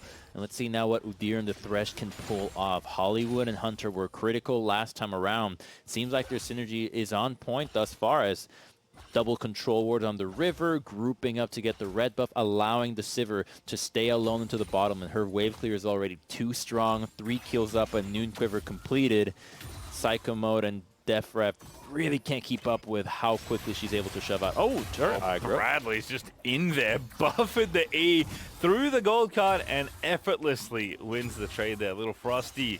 You know, when you're playing attack speed TF, you need to keep them at arm's length and keep chucking cards in their face, right? That's how you out-harass them, you know, much like, you know, the short range champions like Teemo or Na would do, but in some sort of burst fight, unlike the APTF where you can take those kind of fights a little bit easier. Much more about that damage over time with the pressy attacks. So Bradley, smart trade there. TP now on the top side, stolen the Twisted Fatal. He gets the animation as well. That's a sick one there as Bradley is going to take out 527. CC'd to death. I don't think he got his Koldamik off and healed back up. He just died right away. Quickly shoves the mid lane, takes a TFO when he's under the turret, and gets a nice kill in return. Here's a Shelly being aggroed and coming back, and he's not going to miss any experience. Catches that wave. That is a great way to answer Twisted Fate. That's exactly why you picked the Silas, to steal the ultimate, make plays as well, diminish the effect that Little Frosty could possibly have had. And that's already 2 games where Bradley has been so good. Yeah, looking real good there. As Bradley going to go home, spend some of that gold. Has to be close to the Mythic now at this point. Little Frosty also working on that item. We'll see how it goes, but a combined 5-0-1 for the mid laner and AD of Bethany Vikings, respectively. So feeling pretty good. And as far as the carries we identified in the last game go, feels like the same carries after the races here in game number 2, as Hunter, big chillin' dancing here in the brush. He's got Thresh in the top side of the river, so I think this is what they're looking for. Hopefully somebody tries to gank this Sivir. She's juicy bait with no flash. Xin is on the way. Do they fall for it? There's no Blast Cone to try to really attempt it, though. Yeah, Hollywood's here as well, so I think they know that even if they could get in a 2v2, Hollywood's just going to pull away the Sivir. So instead, it's going to be the Rift Herald challenge here for UOT. Hunter already started it off. What a hook! Straight into the waiting arms of Donkey. Pops him away there with the ulti as Bradley popping in there with a stolen Swain ulti once again. Def Ref though, also with the ulti to go, but Bradley going to take him out with his own medicine as Seeker Mode in trouble, stunned up and killed by Bradley, who nabs the double now. Wizardish, oh my goodness, the spell shield on the flay. What a play out of Wizardish as Donkey will barely flash himself to safety, but Bradley is taking 0 prisoners today, Crumbs, as 527 going to be forced to flash away. They are so lucky they didn't lose everybody there. Renekton and Xin get out alive. They stopped the Rift Herald, but for how long? Wait a minute. Oh, no, they actually managed to kill it in the aftermath of that as well, so they get the objective too. That is a giant advantage for them since they haven't lost any CS. All that commitment, while Ornn still in the bottom lane was able to farm, and it all started with that hook. The hook that catches Sin once again forces the engage a little bit too early, and being uncoordinated for these fights was their undoing. So Donkey gets a little bit too close, gets hooked, and now UOT is forced to engage with only 3 members in the initial fight. Yes, the Rift Herald's in their favor, but Renekton, who was so important in that last fight, has to join and doesn't have the ultimate available. And then from here, I mean, it almost looks like a perfect little set there. Wizardish onto Donkey, flashes out. Bradley still chasing 527, but everyone escapes. It just costs them all their summoners as Bradley is in a 1v2. Once again, up to that top side. No, he didn't twist a Fade ult there, although he could have, I guess. Ult is on cooldown, but that doesn't mean he didn't have an ulti earlier. Instead, it is actually a little Frosty that made his way up there with his own ultimate for realsies this time. So nothing happens at the end of it all. Bradley just going to be forced to run away, but does hold on to all the summoners. Same story there for little Frosty, as the rapid fire cannon is completed. So looking for them long-range gold cards. Definitely a lot more about the influence you can have on the side lanes and in plays with your ultimate at range than anything else. Whereas Bradley's going all damage. Has the Leandry's already finished. Yeah, that is just a ridiculous spike already because you got your mythic. It's a rapid fire cannon, so you're only really taking this item to increase your ability to set things up. You're not using this for damage, so you need to continue to look for plays. Rift Herald gets popular. It's going to be a distraction there because the dragon is up, but at the very least, it will get you some plays as well. So Bethany Vikings doing a lot to try to snowball this lead as already they're dominating the side lanes. The Orm can deal with the Renekton, and no one can touch the Silas, and the wave clear from the Sivir is just too good. So they can crash all 3 lanes and assist the Udyr in going into the jungle. All right, he should know that there is a Silas there as a Spell Thieves procs. So a really good intuition there for Defref, just queuing the brush. Does find Bradley, but Bradley's still unnoticed. Now it's a 2v2 dive potentially. Oh, Bradley gonna miss the chains. Defref to target, but they dodge everything else, including that W right on the edge. Standing outside of the eye as Bradley gonna take these waves instead. There is a dragon up, but it will be felled. As Bethany able to go ahead and nab this objective for themselves. Feeling pretty good now on the side of the Vikings. As Hunter is gonna grab the second dragon once again. Bethany Vikings off to the races on the early objective front. They're feeling great. They've got outscaling so down here. You've got Renekton's in and TF to deal with when you have much more team fighting and an Ornn to boot as well as a Sivir. They have the lead. It's entirely up to University of Toronto to find a play now. But who are you going to gang up on? Where do you have enough damage? You have to follow the Kai'Sa. Renekton's already too far behind. He didn't get ahead. It's the Kraken Slayer on the Kai'Sa. So every play that you really are banking on has to involve the AD carry. And so far, Kai'Sa hasn't really been a part of this game plan. They need to incorporate her if they're trying to stay competitive here. All right, we're back again here for little Frosty. Does have that hammer all finished. Kind of curious to see where the itemization goes for the TF. We'll find out later. It's actually cooldown boots instead, and now an extra longsword there for the Twisted Fate. So again, a big focus on making things happen with this ultimate.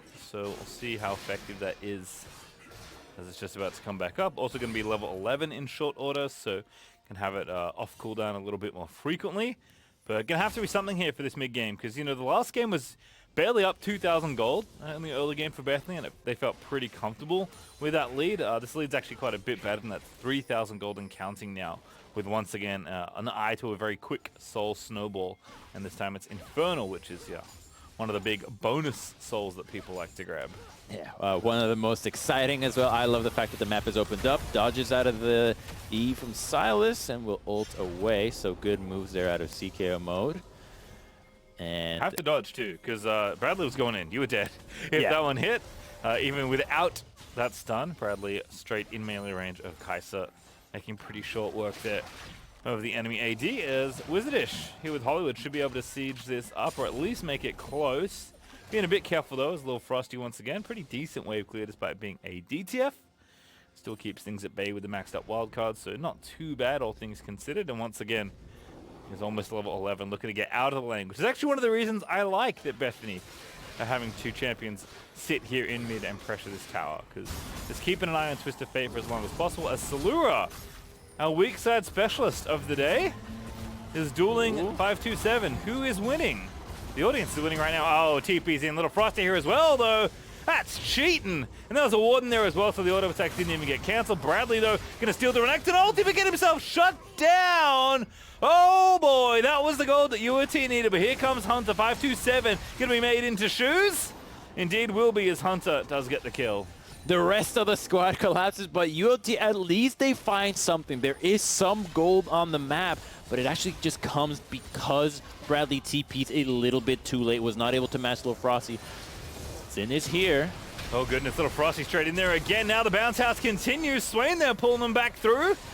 But Donkey now looking for the play, does challenge Wizardish. But Hunter low now, Swain's going to grab that kill. TP in though, going to have to be the gold card coming in. Salura though back from the grave. Is Deathbreath going to sacrifice himself? And actually get the Ignite down, almost gets to go into Wizardish. The Ignite is just barely not good enough.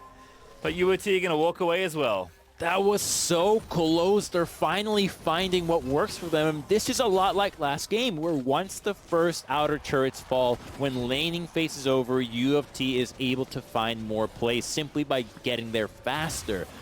They need to continue doing this. They're getting some more gold, some good farm. They're going to be dealing with the outscale eventuality of the Sivir, but at least getting things on the map is exactly what they need. They need to get more of these kills. They burned a lot of summoners to get them.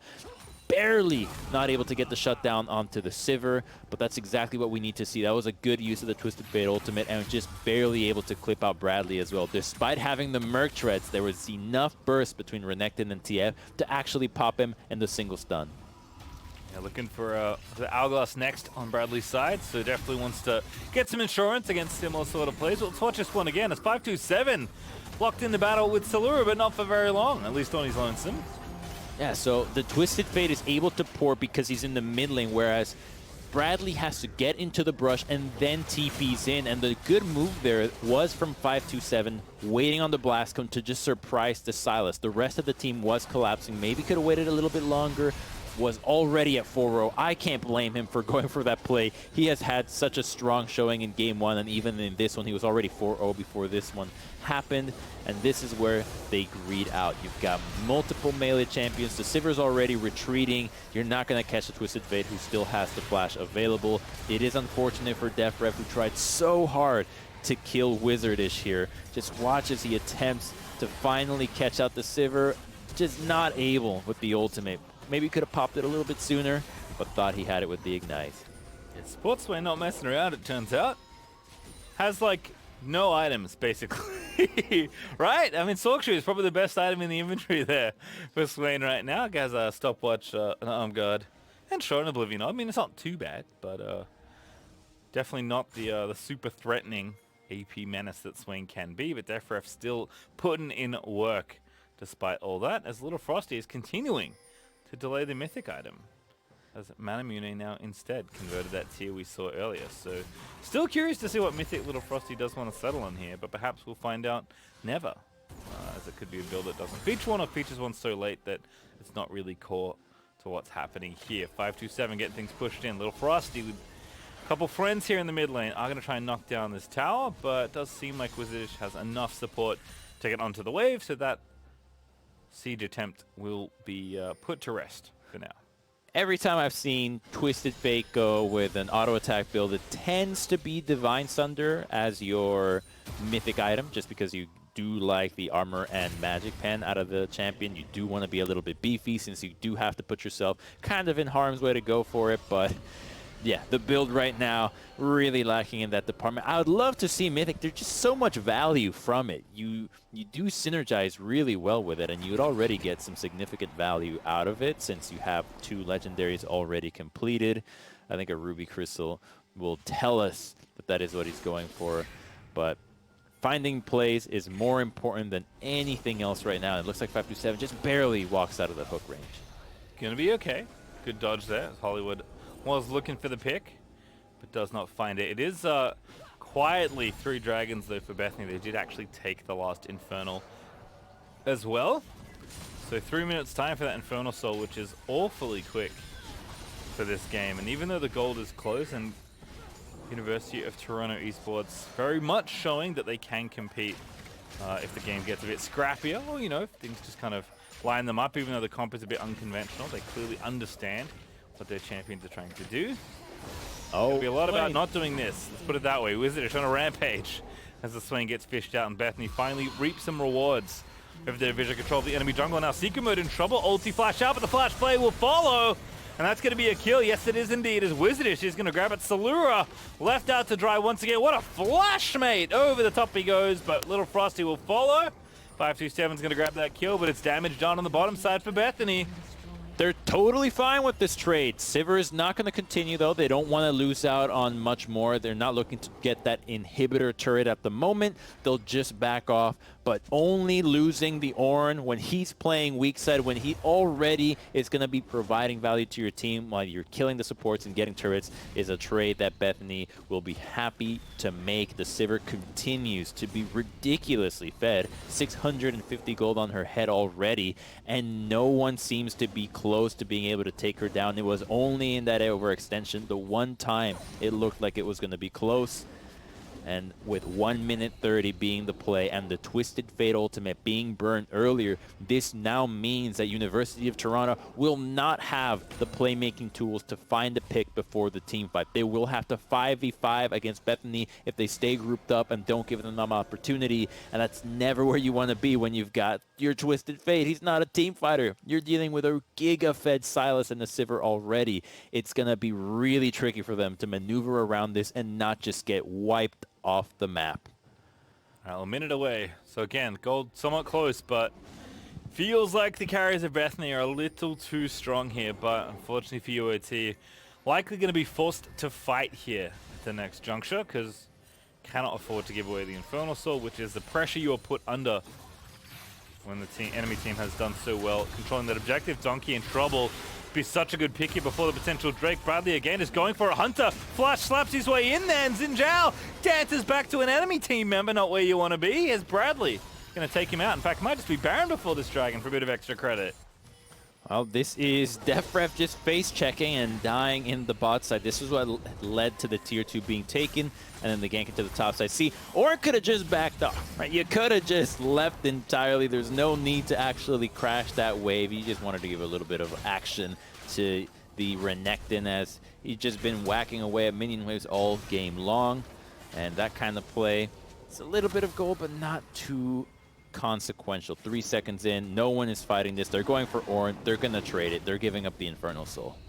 Yeah, unfortunate stuff, but Donkey's still dead. Instead, they'll just push through mid. Salura gonna die again. Oh my goodness, he killed 527. Little Frosty gonna go ahead and grab this tower, but what more can he get done? The soul is dead, of course. Wizardish will swoop in to make sure that happens quicker, which I like. Bradley topside gonna shut down the TF. And it's a tragedy on the UOT side as Bethany gonna grab the soul. Bradley's gonna grab the kill. There's more than enough time to reset and make sure the enemy team can't take a Baron. So, not a lot of counterplay left for UOT Esports, unfortunately for them. They just now further ahead. Just now they realized they could go after Ornn. It's the only play, the only member that's overextended, and I think credit has to be given to Bethany's draft against Twisted Fate. Thresh is so difficult to deal with when you can just lantern people out. Same thing with the Sivir, the movement speed, the ability to spell shield the gold card. Then you've got Udyr. You don't need to say much about the champion. He's so tanky and fast. He's going to get away from you. And Sylas takes your own ultimate to match it. And so the only person that realistically can be affected is the Ornn. But by now, it's already too late. It's some gold. It's some semblance of pressure. But the Infernal Soul is too big of a price to pay. All right, well, Bradley going to go ahead and clear this vision. There's a big wave here that will actually kill the tower. Little Frosty not going to make it in time to clear it. In fact, Bradley's thinking like he sees another solo kill on the horizon. But not just yet. We'll watch what happened here in top lane. Once again, Little Frosty trying to attack the only side of the map they really can. And they're tanking a bunch of damage, but you can see how beefy this Ornn is, and it's ADTF, so by stacking armor, he can survive much longer. I don't think it would have made much of a difference if he were AP, though, this time around. Sylas still does just fine against APTF. And so the fact that Ornn is so beefy is just so hard for them with double Thornmail. Here's a TF ulti, though. A fight's happening. Oh, that hook looked real good as Bradley's still on the sway knot once again. 527 going to be put in the bouncy castle. And the ulti out of Swain's not enough as Hunter's already taken out Little Frosty. Wizard slow, but he flashes out of danger. And now the triple kill overruns Bradley. Salura steals the penta. But it's an ace nonetheless for Bethany. And they're actually just going straight back to Baron, saying, you know what? We were playing PvE this whole time, and turns out they still are. It's a clean haze, too. 5 for 0, not even close. Sivir just had to flash burn her heal to survive, but no bounties going over the Baron, and that could seal the deal for University of Toronto. Bethany already too strong to team fight. They're not able to side lane against them, and just by grouping, they're getting to a point where there's just not much options for the University of Toronto. It's not even a PTS, so that means you don't have wave clear. Your wave clear is much weaker than if you were AP, so the Baron could be used to great effectiveness to take down turrets and potentially end the game, since they can also tower dive with the Ornn, with the Thresh. Here's Ornn by himself, but he's not really scared of this. Oh my goodness, the Infernal Assault on. As Bradley's roaming in as well, I am shocked he didn't flash E in there, but shows some restraint there. Bradley not going to enter the potential 1v4, instead gonna reset and probably spend some gold here as University of Toronto trying to find a few people straggling in the river. But no takers, no exit kills there for UOT Esports. As the reset will happen here for Bethany. They're still gonna have a couple minutes left on the Baron buff, and towers are gonna be under threat. Whoa. Gale Force ultis in on top of Seeker mode. That is quite gross. Oh my god, that Q hit him as well. Wizardish, what aim! Gets the Boomerang Blade straight to the back of the enemy AD's head. Hollywood's found one. 527 is going to be drawn in, but Hollywood perhaps a bridge too far. Instead, it's Bradley popping the Renekton ulti. Now going to zoom in there. Flash ulti looks for the E. Doesn't quite nab it because the flash was good from Little Frosty, but Bradley's still going to get the kill. And it's absolute carnage for Bethany Esports as Bradley finds the triple kill. They are not hesitating. They want this game to be over, and they're going to get it with the Baron, with the Sivir, just at around the same plan, the same time as last game. Bethany Vikings will 2-0 the University of Toronto. Yeah, going to be a speedy sweep here for the Bethany Vikings. Looking oh so good, but Bradley and Wizard are certainly as good, if not better than advertised. Going to take down the Nexus and move themselves on one step closer to the College Championship. Great KDAs, great play, and playing to the strengths of their players. This was what Bethany Vikings showed today.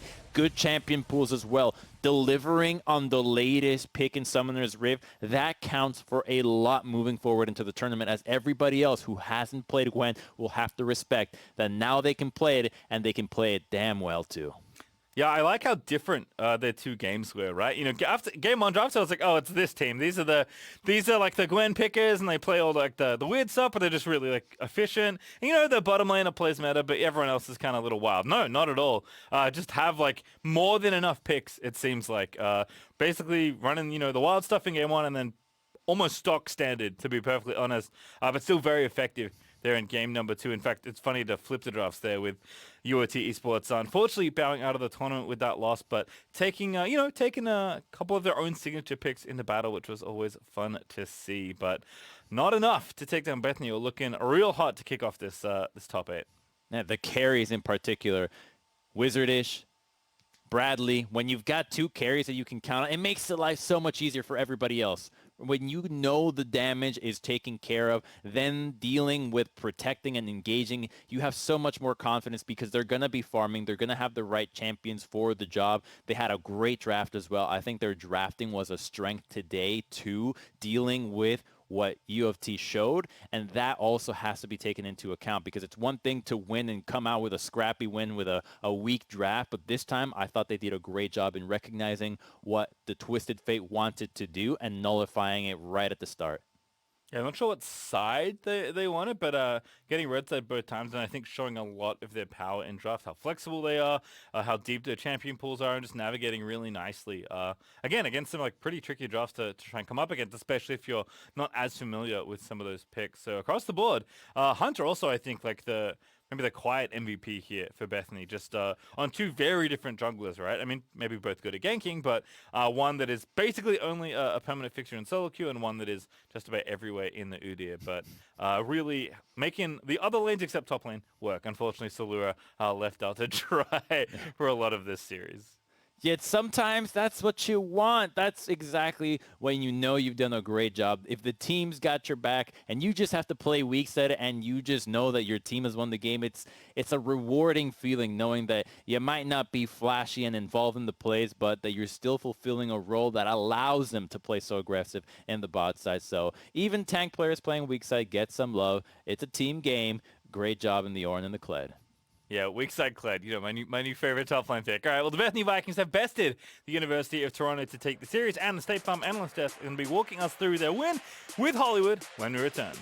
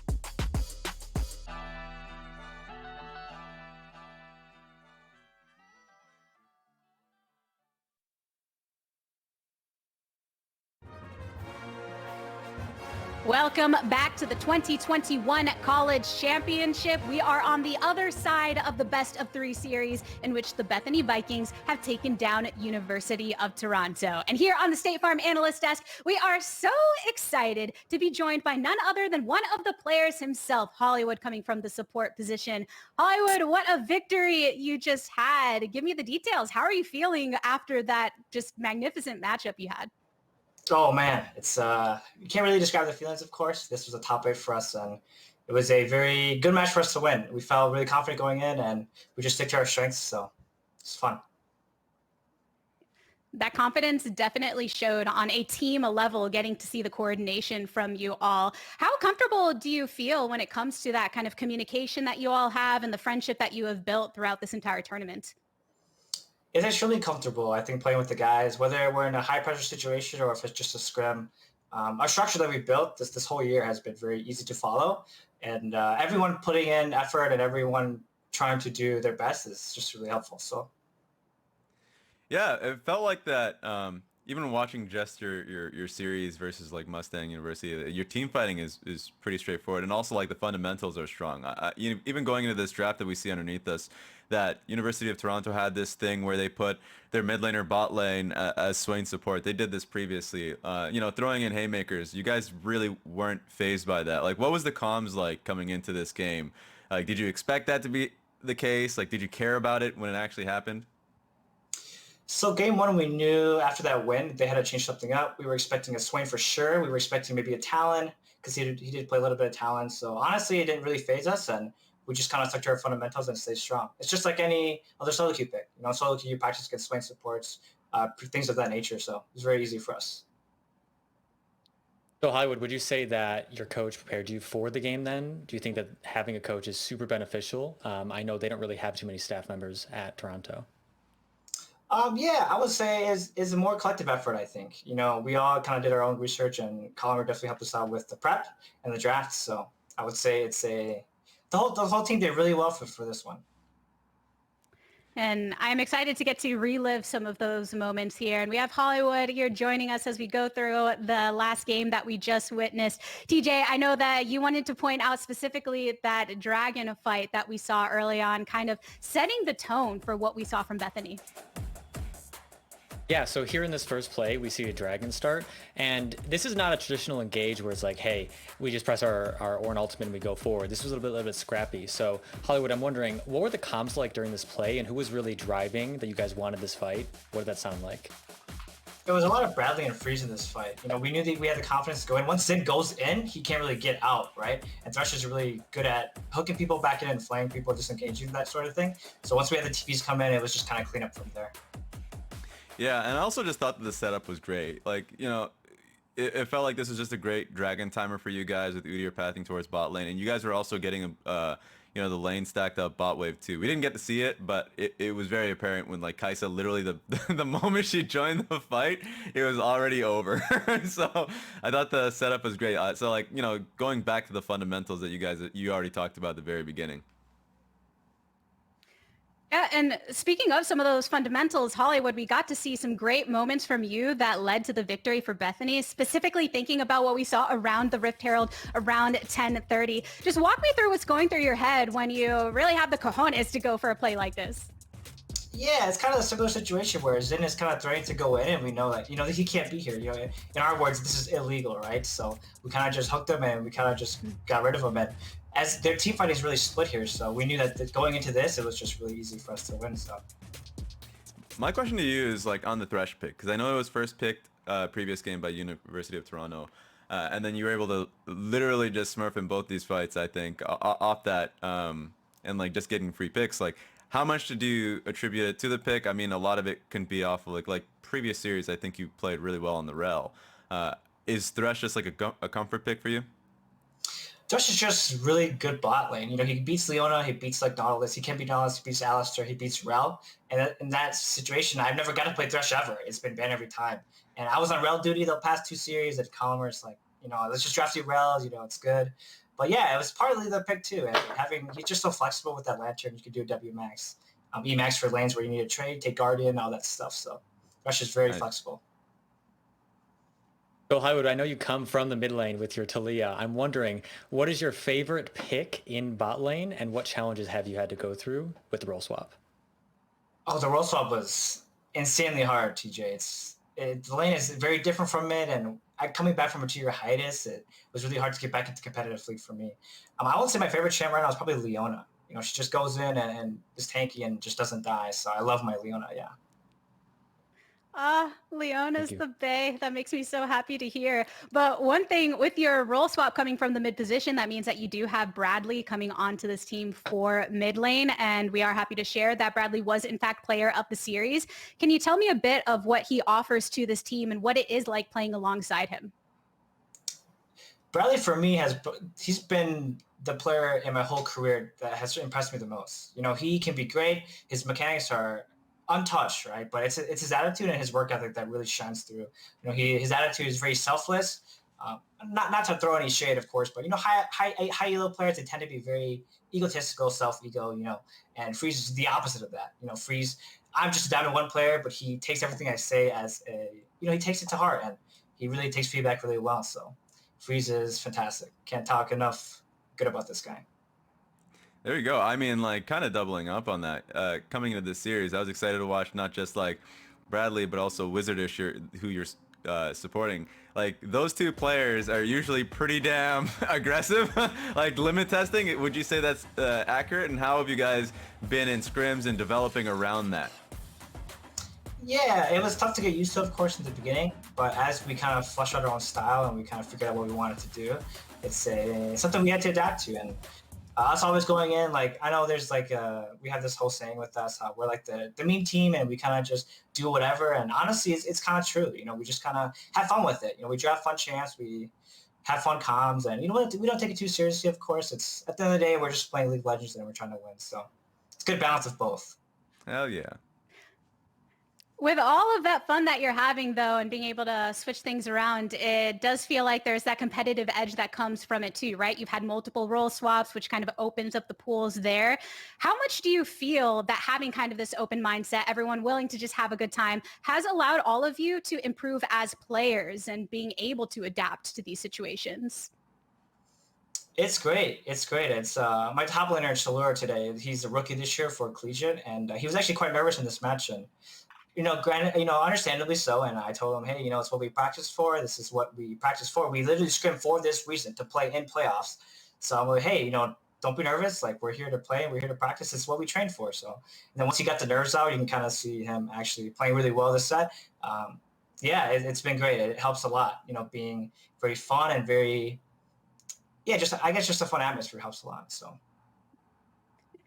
And you've had this moment after the series to come down a bit, let those nerves settle, bask in the glory of the victory. But the tournament's not over. We do have a match coming up, Maryville versus Columbia. You're obviously looking at these teams for the furthering of this competition. What are your thoughts on that matchup, the reigning champions being taken on by Columbia Cougars? Oh, this is a classic, as always they say. You know, I was on CC 2 years ago, and my biggest nemesis was Maryville. Never got to beat them, so I'm rooting against Maryville. Of course, I'm still with my Cougars, my homies, but it's probably going to be a Maryville favorite, but I hope they prove me wrong.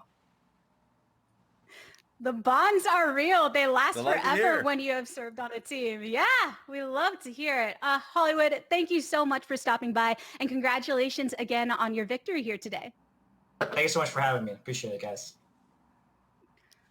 What a blast we have had thus far. A victory in the pocket of Bethany, but we do have another match to come. As we just said, Columbia will be taking on the reigning champions in Maryville. You don't want to miss it. Keep it locked here. We'll see you on the other side of this break.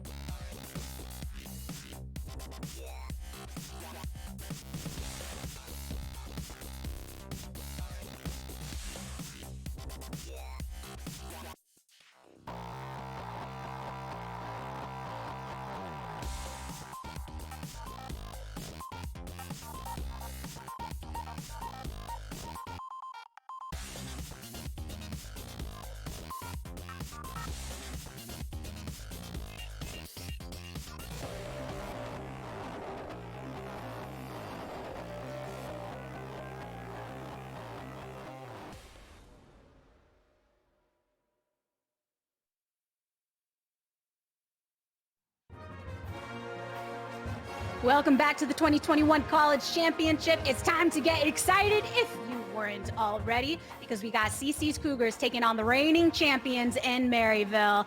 And I know that Raz is smiling. He had to take off his Toronto jersey, though. Sad day. Yeah, it was a bit unfortunate, a bit depressed, but it's okay. You know, we even have the Hollywood bar over there. He was a great sport on the desk after his insane game, so an insane performance on his thresh. So you got to be happy about that. Yeah, what a wonderful guy to have on the broadcast there, and got some insight from him too going into this next matchup, being that he has been a part of these teams before. So let's ourselves dive into this a bit deeper. Raz, tell me something about how Maryville got here. They're the king of collegiate. Everyone, when it comes to CLoL, you just expect Maryville to come out winning. They're first place in the Northern Conference. And a lot of their gameplay comes through, surprisingly enough, Chippies. Chippies is insane. And Auto Orange. And, you know, one thing to make note of course, is in their previous game, Wolfie has been playing quite a bit. He's a great mage player. You know, people will remember him back in the day off his Vel'Koz play. But that's not going to be the case anymore. He's going to be swapped out here. Yeah, I mean, that's one of the things that we touched on in that first series, how there have been players that have been around but swapped to multiple roles. And TJ, I mean, the Odd Orange is definitely somebody that will be familiar to those that have been tracking the collegiate scene.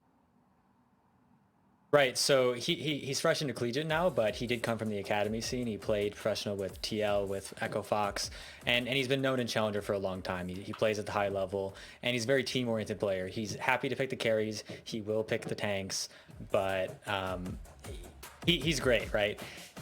His team will follow him around as he goes to play, and he is known for his Lee Sin and Elise. So I'm wondering if Maryville will pick that Lee Sin early on and flex it across their three roles. We know Spyrax as a carry type player, so I'm sure he can operate it. Same with Chippies. I'm sure he can play it as well. Yeah, our Orange is just solid. He streams frequently as well. I love a lot of his plays. I think he adapts really well, you know, in a new meta. So I'm excited for him. I think that for sure that he has a lot to work with. Shady as a support, even mentioning Chippies as well, who had great performances in his previous game. I expect him to really be the conduit to the success that Maryville has. It's really amazing that a lot of these players, like you mentioned with the Auto Orange, are also streaming. Alongside that, we've seen them in other competitions like 1v1 tournaments, showing their display on multiple levels across the Rift. One player that kind of got brought in here and recently swapped into the mid lane on the side of Maryville, we do have Spyrax. You both just mentioned a little bit about him, but TJ, can you tell me a little something more? Yeah, so we know that he loves to play the carry champion, stuff like Jay, stuff like Aurelia, Kali, all of those things. So I'm hopeful that he will show a good performance today. I think the mid lane matchup is going to be super critical because on the side of Columbia, their mid laner is also very good. So whatever support and jungle duo will influence mid more, Spyrax will take over if that does not happen, and it'll be interesting to see who plays for that mid lane. Yeah, it's interesting to me when you see changes like these. Spyrax has played for this team before, but in general, when you have a set-in-stone team system, especially around a veteran like Wolfie, making the change does mean that you have to change up how you communicate within the game. And also, like you said, like it's a completely different playstyle now that you're seeing for the mid lane, so you have to just change up how you view your playstyle is. Like, how do you think you're going to win the game? In like, do you play through mid lane? Or, like we saw in the previous replays, like if Chippies is playing as good as he is, like, do you play through top lane instead? It's a big decision ultimately, and I think the Auto Orange, the person who's going to ultimately be the one starting these plays, I want to see where he passed to and what the ultimate goal is. Yeah, and as we mentioned, I mean, Maryville, they are the reigning champions from 2019. We've seen a lot of the players go on. They're current LCS players that came directly from this program. On the opposite side, they are facing off against Columbia College's Cougars, rather, who haven't quite gotten to that title position just yet. TJ, what do we know about their play style that earned them a spot in this top 8? Well, we know that Columbia's has a lot of experience. So Izo, a little bit newer, but still has played in the competitive scene. Nintendo X, obviously a veteran. Rovex played a long time. Bucksack played a long time, despite recently switching over to Valorant. And Prosperous Cat as well. They all have so much playing experience that it's probably just a nice conversation as they discuss the game. It's like, hey, can we do this? Oh, let's go do this instead. So I imagine that they will continue to play strong together as a team rather than through one individual member. Yeah, 100%. You know, talking about that experience, you know, you even start with the fact that Nintendo, like you mentioned, like having such. If we talk about North American League of Legends, a lot of the time Nintendo is the start of that conversation, like because of how much experience he does have, and like even just going into like how they play the game. You talk about how easy it must be to like have that conversation. It feels like they already have a set built-in style, with Izo being like such a damn good, you know, weak side player. You can play. I know he's a Maokai type, but he's been branching out into a lot of champions. Last one I saw him was on Sion, so like he can still play multiple champs in that position. Yeah, it's so funny because so far we've just talked a lot about, you know, the carry positions, and luckily we did get to hear some from Hollywood in the more supportive positions. And as Raz, you just mentioned that Izo here taking a different approach, even his favorite champion being Maokai. Like, I feel like we don't really see that very often. Yeah, here's the thing. People call him a Maokai one trick. He's even put this specifically on his note to put it here that his champion is Maokai, but do not be tricked. He's playing other champions and he's adept at it too. So I just wanted to make that be clear. Like even in the footage we were rolling earlier, Ornn, Sion, all these things, I'm sure he could play carries, but it's something that he's rapidly developed on. Right, and I know that he's willing to put in the work personally. Like, he will go and just practice matchups. He'll go try to come up with new stuff. We've seen a rise of Zach Solane. I wonder if he's already practiced that one. Like, he is very proactive in things and not unwilling to go off meta. So it'll be exciting to see, does he pull out anything against chippies, or does he just tend to stick standard? And when you've got Izo willing to take that bullet in the top lane and go on the tankier picks, Raz, it really opens things up for Rovex here in the mid lane. Yes, it does. I know we already saw Gwen earlier on, and for fans of League of Legends, competitive League of Legends at that, look no further than Rovex. Viego is a champion he's played quite a bit. He's damn good on, so like watch out for that, especially expect a ban. But Kiana, Lucian, Akali, like skill expression type champions that I expect Nintendo to be playing through Rovex here. So it makes it easier now for this team that like you don't necessarily need to put that attention towards the top side. Izo will do his job. He's consistent at that. But Rovex is the person that if you put in the gold, he will deliver. It is listed here. He also does play the Twisted Fate. That is one of his signature champions. And that champion throws a huge mess onto the side lanes. We know that Maryville loves to fight, and we know that CC has really good team communication. So a pick like Maryville, or a pick like Twisted Fate, can definitely throw a game their way. Mm-hmm. And that's kind of what you're looking for, right? That single pick that's going to be able to kind of throw things off the kilter. And maybe the University of Toronto fans at the start of the day got a little thrown off there. I'm going to ask y'all one more time, get your predictions locked in before we go to it. I put TJ on the spot first time, last time. So Raz, who do you have here? CC Cougars or is it Maryville? Look, I ain't afraid of being wrong. I put down University of Toronto last time, and that was a crushing defeat. I'm going to say Maryville. I'm going straight to Maryville. I'm sorry. Like, Maryville is too strong. If I go against them, it's just stupid at this point. How dare I'm gonna have to second the it. reigning champions. Yeah, exactly. I'm gonna have to second it for that reason. Maryville has been practicing in the Proving Ground circuit together. They're playing very consistently, and I think that just being the reigning champions, you have to vote for them. If they lose, it'll be a very big upset, and it'll be something to talk about for quite a long time. All right, as much as I love Maryville, I'm going to put my heart on the side of CC Cougars just to make sure, you know, my best friend's getting her PhD over there. I got to vie for that side. But predictions are locked in here on the desk. It's time to get into the game. Pastry and Crumbs are standing on by for our final series of the day. Thank you very much, Tigers, Raz, and TJ. Boy, oh boy, Crumbs will be in for a treat here as we have the defending champions, Now in the house, going up against Columbia College Cougars. Maryville back at it again, Crumbs. Defending from 2019, as a reminder, there was no 2020 college season, unfortunately, due to the events of the world that are in fact still in some ways going on. But now we have Collegiate back in action here in 2021, and Maryville are looking to retain that title that they still have. Yeah, Maryville has been a powerhouse when it comes to Collegiate League of Legends. And frankly, one of the stories for me doesn't necessarily involve Maryville, but rather the opposing jungler, Nintendo X. Oh, this boy. is a memory lane throwback. This man was actually one game away from winning the first ever LCS season. He's played even before that. Oh, he was guy with has been GGU? around for so long. That's right. It was with GGU with, Coast, pardon, or yes, Good Game University. So Yeah, actually, GGU. he started collegiate, ended up collegiate. He's been loving the collegiate scene the whole time. I mean, yeah, Nintendo's been around for a while, Crumbs, older than us, perhaps there, as far as League of Legends experience goes, which is very impressive, but the draft is underway. Nintendo will have to do battle with Odd Orange, also someone with a ton of experience in professional League of Legends in pretty much all echelons of play. Nocturne, Renekton, and Kai Solution, though, are going to be the first 4 bans out of the gate, and we'll see what else happens here, because we saw so many of those kind of strong AP junglers banned out. Not going to be the case here. I'm guessing they're going to be much happier to trade those back and forth instead, as Tristana going to be the last ban here for the Columbia Cougars. The solo lane marksmen have been removed. The Lucian, the Tristana taken away, so no shenanigans of that sort.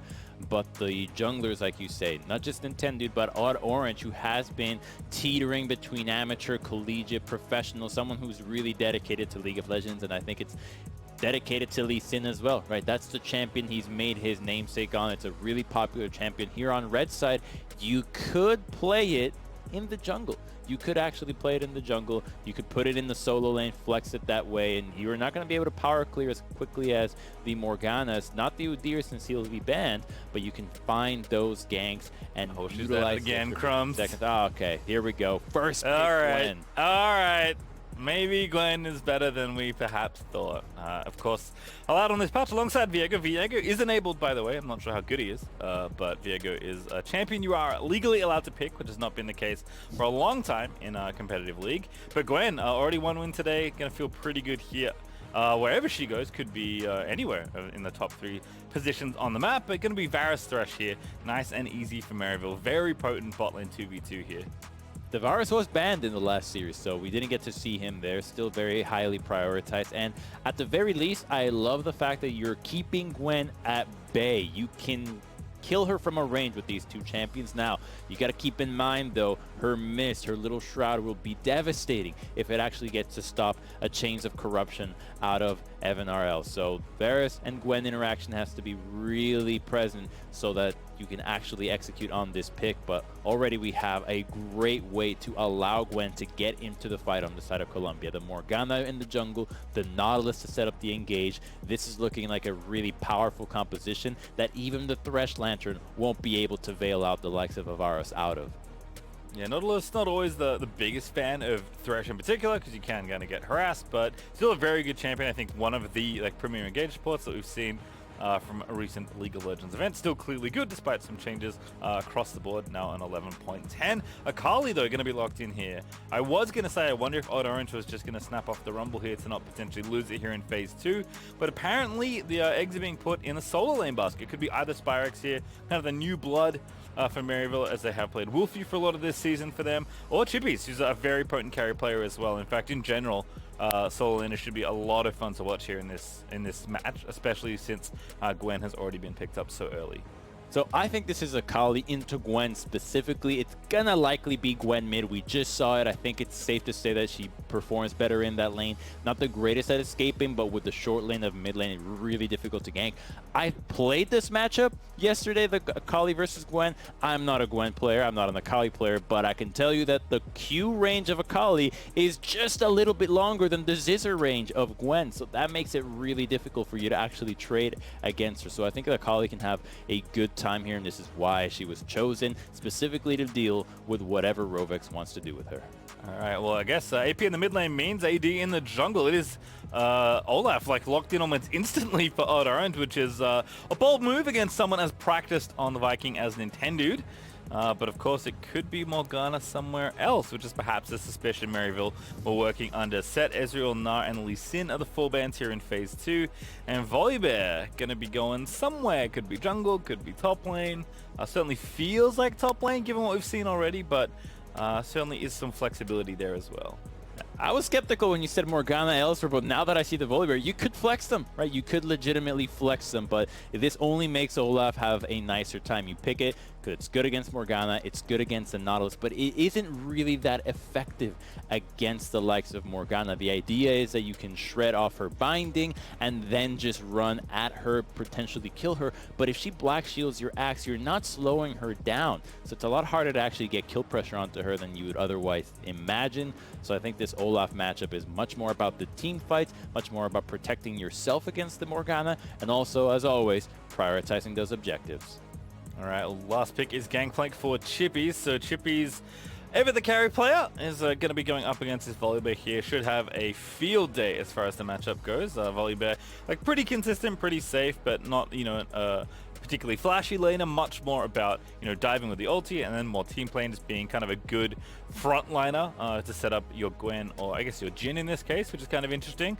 Well, much more poke from the AD on either side, so we'll see how that little battle works out in the 2v2. There is in general a ton of experience across the board between these two teams. You already mentioned Nintendo, you know, one of the like longest League of Legends careers of any player still playing, still here in Collegiate, and looking pretty good here, making the top 8 in the College Championship. Maryville, no slouch. Spyrex is like the only unknown player for Maryville, and he's also had some experience as well in amateur, I believe. So the experience levels are pretty high for this one, and for the defending champions in Maryville, it makes sense. They want themselves a good team. They have got a good team. We'll see if Columbia Cougars can start the upset here in Game 1. You've got Shady, too, who also has the most recent LCS experience out of this lineup, having played for Phoenix 1 for a little bit, I believe. Maybe some Echo Fox games as well. Orange was the color he was often sporting. And the team overall as Maryville, just having the culture of having won before, does go a long ways. And oftentimes that is the recipe you want in League of Legends, having a winning environment with new players that are mechanically sound, because the game changes too much for you to stick to your old ways. You gotta consistently be thinking about how to optimize your game plan, and bringing some fresh blood in a positive culture is often the best way to go about that. Yeah, I mean, Shady played for TSM Academy, right, as well. He was at Scouting Grounds just last year. Orange, also a very, like, back and forth career, playing for a lot of different academy teams as well. Evan RL, I think he's played in like international leagues as well. I think he's played in the LLA, if my memory is serving correctly. So there's a ton of experience here, and that's nothing to say of Azo, who's going to have to flash away from Odd Orange, and the incoming axes is Chippies and Olaf. Going to go ahead and get the invade happening on the blue buff, and Spyrex coming in as well, so really committing to this early take of the buff here. It's the classic Olaf level 1. Being able to use your axis against melee champions, slow them down. The chain slows with your also acceleration with the slows. It's a great way to actually go for an invade, especially when you have that Gangplank behind you. But this is going to sting. Cat 2 already eating so much damage. Shady and Evan RL just peppering poor Nautilus there with arrows. I mean, just level 1 here, more than enough for Varus to get the poke happening, and that's going to force the 2v2 pretty far back for Columbia. It's the double AoE, the attack speed from Varus' passive, as well as the lethal tempo, making him much more dangerous. It's not going to be the poke Varus. It's actually going to be full auto attack. So we're going to have to see how he actually plays it. There's plenty of tanks, so he'll be pretty viable against this. Spyrex already winning the first little trade here in mid lane. There's a Dark Seal refillable versus Corrupting, so going to be plenty of sustain here between the two. Also of note, Spyrex, TP Ignite, no flash. This is actually pretty common on Akali. I've seen it top lane, on top lane Akali's, as recently as I think Evie at MSI, but definitely something we've seen before in Spyrex. Taking the same principle here of all of Akali's, kind of slippiness and mobility in order to get out of having to take flash, and taking extra combat power on top of the additional global pressure of the teleport. We got to see those mechanics, though, to make this worth it, though. The flash does allow you to be a little bit more flashy, really, to actually execute people in team fights. So the Ignite will be be better used in the early stages to get those kills and start to snowball. So we need to see a lot of action focused around the mid lane if the Ignite is actually going to be worthwhile, because having a flash to get into the backline, especially when you're dealing with a Morgana that's going to be so good at protecting her carries, tends to be more valuable, especially if you're not significantly far ahead with your gold. Cool. Sparrows feeling very comfy here. In fact, both the solo lane is looking good here for Maryville. And to be expected, they're both very competent players. Chippy's kind of the play we haven't talked about yet, but perhaps has like the most storied history of them all here. I mean, Nintendo's definitely got the longer career, but Chippy's, might recognize him as a former OPL player. Has been to MSI twice, been to Worlds once, most notably on Direwolves, and now here in Collegiate. We've seen a lot of Oceanic players this year come to NA and compete at various levels, whether it's LCS Academy. So Chippy's like kind of doing the same thing, but finding himself in a collegiate team, which is pretty cool. Maybe just another way for him to, find his way towards the pro scene in North America once again, like many of his compatriots. So I would be willing to bet Chippy's is the kind of player that, even though he's happy, studying and playing League as well, he would definitely be looking forward at, what the pro scene looks like for him here in NA. Because I doubt he's done competing, given that he's still quite young despite a pretty impressive professional pedigree. Ooh, junglers just saw each other. And I got a quick question, though, for you, Pastry. Now that Oceania is now NA, essentially, do you see yourself as NA?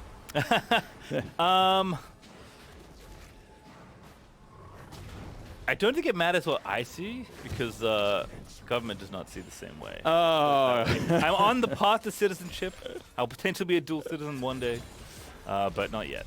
Although I'm very happy where I am now. Thank you. Classic for government. me into your country and your leagues, because real fun here on Collegiate right now. Shady looking for that Q. Split the difference on 2 targets. Didn't hit either. But Evan RL's returning back. Actually hasn't gone back yet. Maybe he was just chilling out. Perhaps warding. Can't see a warder. Not sure what he was up to, but wasn't in lane. So Shady was potentially vulnerable for a second, as Cat2 and Buckzak have fought their way back in the 2v2. Things are all pretty relaxed, although 500 gold? Yeah, about 500-600 gold up. Just in farm, I'm guessing that's Gangplank. Doing a little bit of cheating there with the passive. Always gets a bit more gold than you might expect. And also Chippers is up about 2 ways, which is pretty nice. Gangplank and the Olaf. I think it was that early invade, since the Morgana was not able to go capitalize and take the blue buff in response. Although Gangplank, I think it's mostly the CS lead and not entirely his gold just yet, because it does take him quite a while to start ramping up the passive gold income, since you're going to be using that parlay mostly to harass early on, but that still results in a CS just because he's such a strong laner against these melee picks. Spyrax a little low on energy now. Good hook there from Shade. Oh, goodness, goes all the way in. Finds the play still as well. Lantern looking good. Odd Orange going to take it, but no follow-up to really be had. Evan RL with the Q, lines it up, just kind of yeets it off into the distance there, hitting the banner, actually. It was right there on the bottom lane, but still a good attempt there. Very low commitment there for Maryville in the bottom lane, but could have been a maximal reward there. As now the follow-up CC is happening. Odd Orange is low, flashing out of there as he has been ignited. But going to be A-OK there. Just a couple health left. In fact, the Honeyfruit's there to help him out as well. So going to be even fit enough to continue jungling as he takes down the Scuttle Crab. But early attention here to that bottom side as First Blood is still available. Very close there to almost taking down on Orange. But he's now level 6, though, so he can feel even confident to go into these plays despite not having the flash. So he can still go around, getting some vision. Knows his bottom lane has some priority in the bot side. And he's thinking about starting that dragon. I believe he's already axed it and waiting for it to aggro a little bit closer to him. We'll take advantage of the fact that Morgana will be pathing to the top side, since they have that timer on the blue buff, knows where she started, and will be securing that first dragon for Maryville. Yeah, current wave looks potentially a bit scary for Chippies, although it is now pushing towards him, so he's going to feel very comfy. Volibear running straight at him, but he just runs out of there and continues to throw parlays into the back of the Volibear's head, as Odd Orange is going to go ahead and take out this dragon. Spyrax also did ulti in the mid lane, I noticed earlier, but didn't do too much damage by the looks of things. But again, not really like needing to use the ulti for anything else. See this a lot in control mage matchups, actually, where just kind of use your shockwave to poke him because nothing else to do. A little different in these kind of more fightery / assassin matchups, but still just fine there. As a good flash from Chippy is going to have to be used, as Nintendo was picture perfect with that Dark Binding. You gotta respect it. Even though Volibear is low, he can still jump on you, disable that turret, and you're gonna get dove anyways. Despite Orange potentially being available, Nintendo could always flash in, chain it with the ultimate, and the split time that it takes those oranges to go down. And with a wave crashing, it would have been a lot of gold missing if he had not used that ultimate. But now the Rift Herald has spawned. The action begins around it. Oh, that's such a good little pick. Shady's going to find a very nice presence, and the Q's going to land. Hits him despite the ulti over the wall, and First Blood is looking juicy, but the Blast Cone this time, it almost killed Azo, but this time it's going to save him. Ooh, that was so close. Shady was not able to actually lantern out orange in because he used it already. That would have been a kill for sure. But you get the flash out of Volibear, you get the ultimate, Gangplank gets some pressure relieved, and now the jungler gets to go back safely. And you're also going to get the teleport out of the Volibear. Gangplank could save his if he wants. He's not needing to use it. This could open up pressure for Maryville and the bot side, knowing that the Gangplank can help. Chippies is so... I mean, this is like the dream start for GP, right? As a whole, that thought mid lane action as Shady roams in, but, you know, Sheen already, and I was like, oh, here's a Sheen, like, he's going back. You can't have that much more, but I guess you take the reset because your opponent's forced to TP. No, he had cooldown boots just fully ready to go on top of that. So this Gangplank is going to be such a thorn in the side for the Columbia Cougars top lane. And Maryville already being very active here as Odd Orange and Shady both roaming around. Cat 2, they're going to find a grab, and Ragnarok is going to be forced out as a result. The ulti going to follow Shady, though. Good target as Nintendo looking to line things up, has the ulti ready as well. Soul Shackle's not going to be committed. The Dark Binding also going to whiff as Shady does find the nice flash. But Bucksec was ready with the roots, so Maryville do have to burn a couple summoners to get out safely there. I like that patience out of Nintendo. He could have used his ultimate, but it was so obvious that Shady was looking to flash over the wall. He would have had to flash forward to chain that if he really wanted to, but there wouldn't have been any follow-up. But here's Varus and Thresh again. Yeah, here they go again. Rovek's going to be the target. No, instead they're going to pull back Cat 2, and that is First Blood for Shady. No Ignite needed. Just the last hit of the Scythe does take down the enemy support. Great roam there for the AD carry, just assisting the rest of the squad, and now they can go for the Herald as well. They're not going to miss anything for it, too. He can go back to the bot lane, cash that in, and because Gangplank is dominating so hard in the top lane, Volibear is not able to help whatsoever, and Morgana, without a team, is not the kind of jungler to poke away and contest these objectives. So let's take a look at the Fog of War gank. Nautilus has flash, perhaps thought that the Gwen Shroud would have saved him, but it was right on the edge, and she did not reposition for it. So gets hooked, gets killed, and now the objective advantage that could snowball this lead is in the hands of Maryville. Whichever lane they use this Herald on, it's going to be huge value because every lane is already pushing so much. Yeah, I mean, it's, you know, ahead in bottom lane by a bit, and equal in mid lane, but feeling pretty confident, and pretty far ahead in top lane there for Chippies right now, although Azo is playing catch-up as Chippies is currently absent from the wave. Nintendo will successfully steal the enemy blue, but as you said, that's a pretty small drop in the bucket given that Odd Orange already has that Rift Herald. Curious to see where it does get dropped here, but whoever gets it's going to be happy because 2.5 minutes to maximize your plate collection as well. As we may, in fact, we will, Crumbs. We'll have dueling Rift Makers here in the mid lane. You already said in our last series that, you know, this item's gotten a little bit of a bump. We might start seeing a few more Riftmaker champions. Well, Gwen, maybe one we didn't think of, but certainly one that utilizes it well. Akali already was pretty good, actually, with the item before it even got changed. So Akali may also be due for a comeback if she wasn't back already. I gotta respect the mid laners that are actually able to switch their playstyle so much, but Nintendo, okay, just gets a bind, doesn't get hooked. But yeah, they have to play control mages, then they have to play Set and Nocturne, now they have to play Riftmaker champions. There has been quite a bit of variety being sprinkled into the mid lane pool in this next few patches, and I think that this is just the start of it. So it's going to get really interesting to see who actually can hone in on the best kind of champion pools, since MSI already showed us that the control mages are relevant but not entirely mandatory. You know what, Crumbs? It's about time. They play something other than Orianna. Is Evan RL going to get himself locked up there? Cat 2 finds Oak on a Shady. It's 4v2 right now. Good ulti, though, out of the Varus. But the Gwen here is just blocking everything else up, and Rovek's going to take down Shady.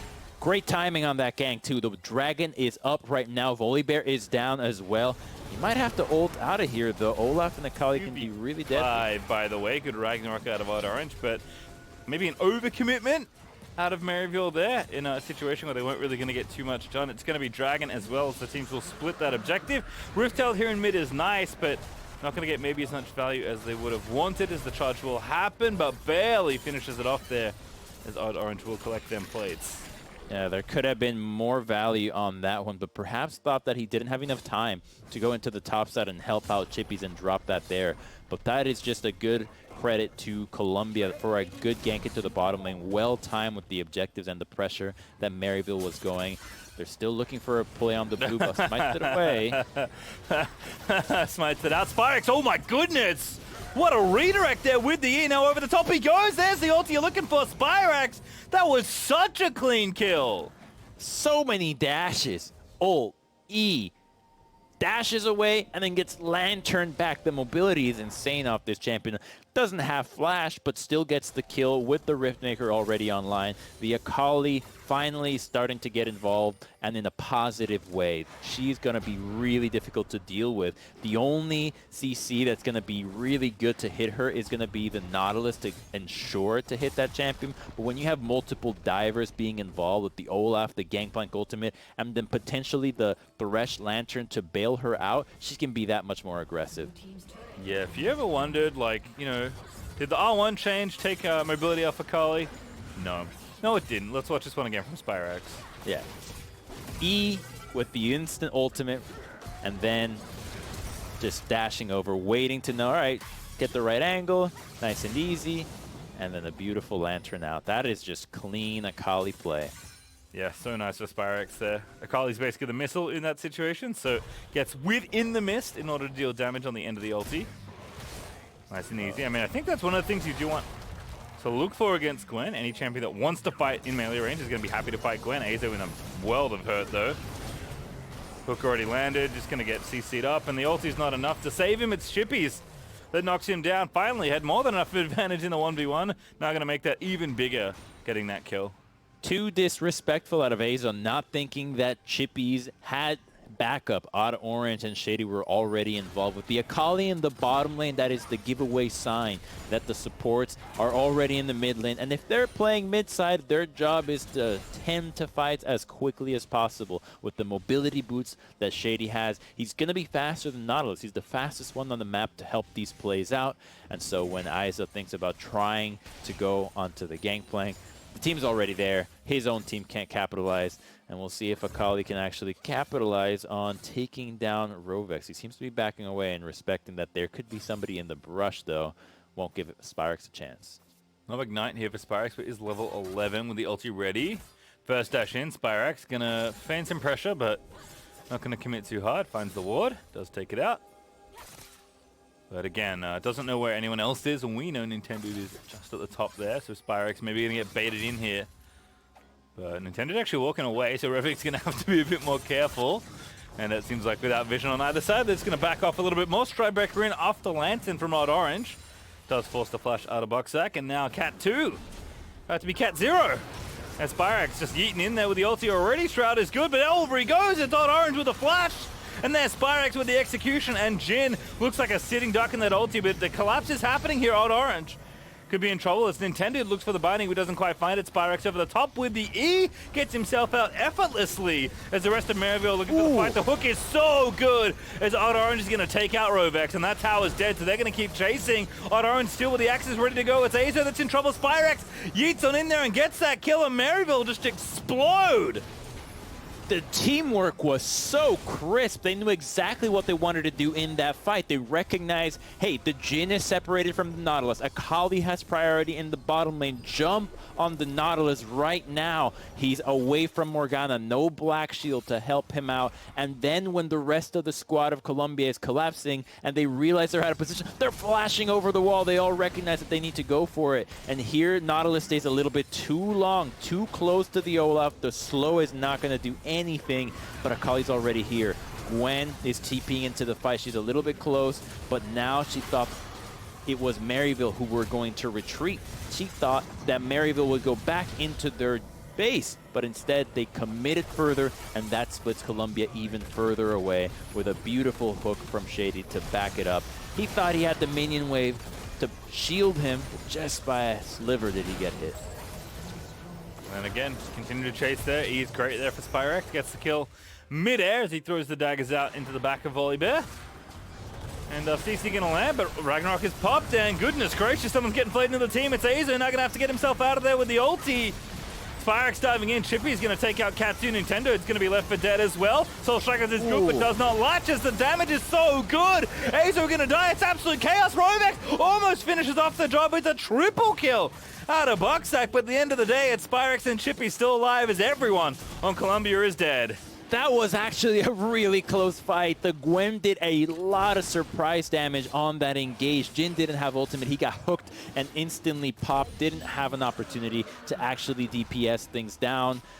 But Columbia got a little bit lucky there with the Nautilus ultimate being able to knock up the Akali and prevent her from the instant execute of one of their tanks. They engage onto the Olaf. That's rarely the target you want to go after when his ultimate is available and when there is a Thresh to back him up. He will choose if he wants you to go on to him.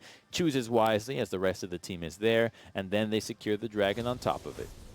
All right, well, heroics aside, that fight definitely still swings Maryville's way. That gold lead is absolutely disgusting, by the way, but we'll hold that thought as we watch this one again. It just looks like absolute carnage here. At this knock up there from Akali slowed her down, rather, and then the Gwen shield does a good job in buying time, but then that beautiful hook from Shady flashing in, hits the Jin.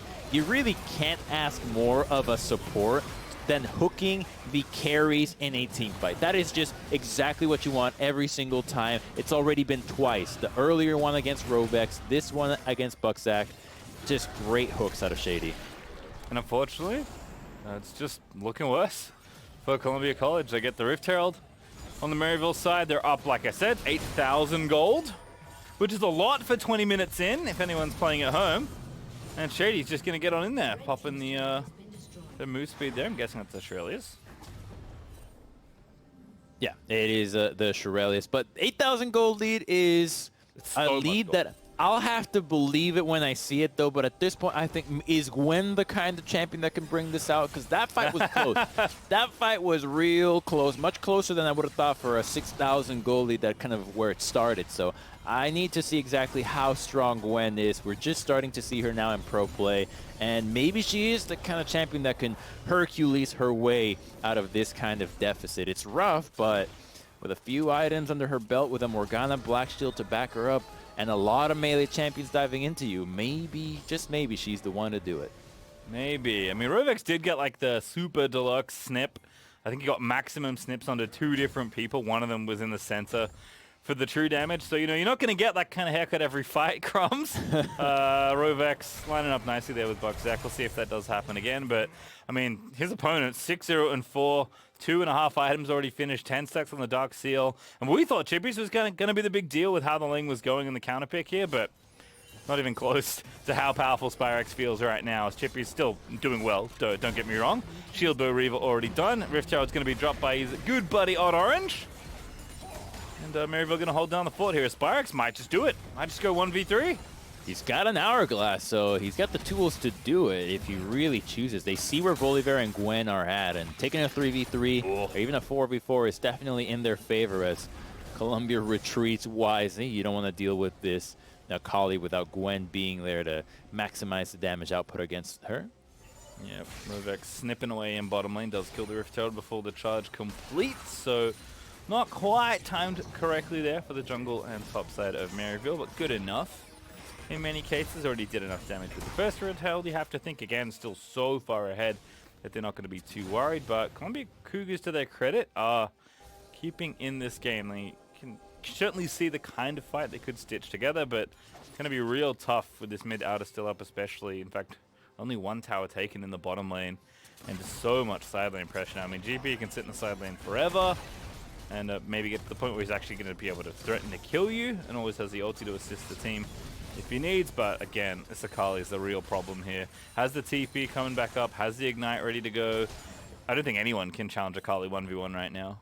They can't, and not just her. The GP, like you mentioned, is a problem since no one is really going after him as well. With the shield bow, he's going to be able to do some good work in 1v1s already. 2 items, which is much further than Izo is at. So you've got pressure on both solo lanes that play the sides, and then you've got a Thresh to play safe on mid lane with a Gangplank ultimate to assist. Colombia is spread thin, and the longer this goes, the bigger the gold lead for Maryville extends to be, since they're getting much more farm and much more experience.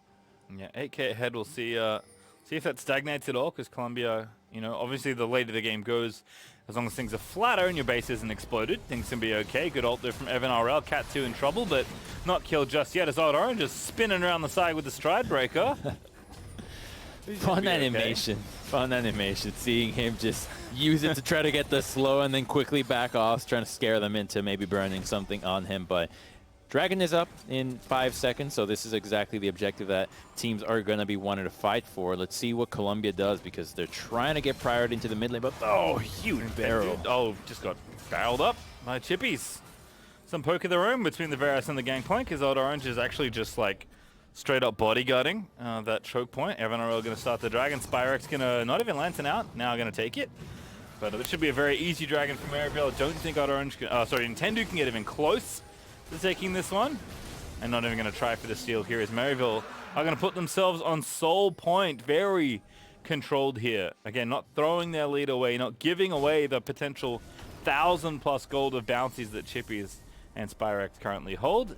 Instead, just doing things, academically, taking the vision away, invading into the enemy jungle, supporting your side laner. And Columbia College put a toe out of line, and this game's going to be over very quickly.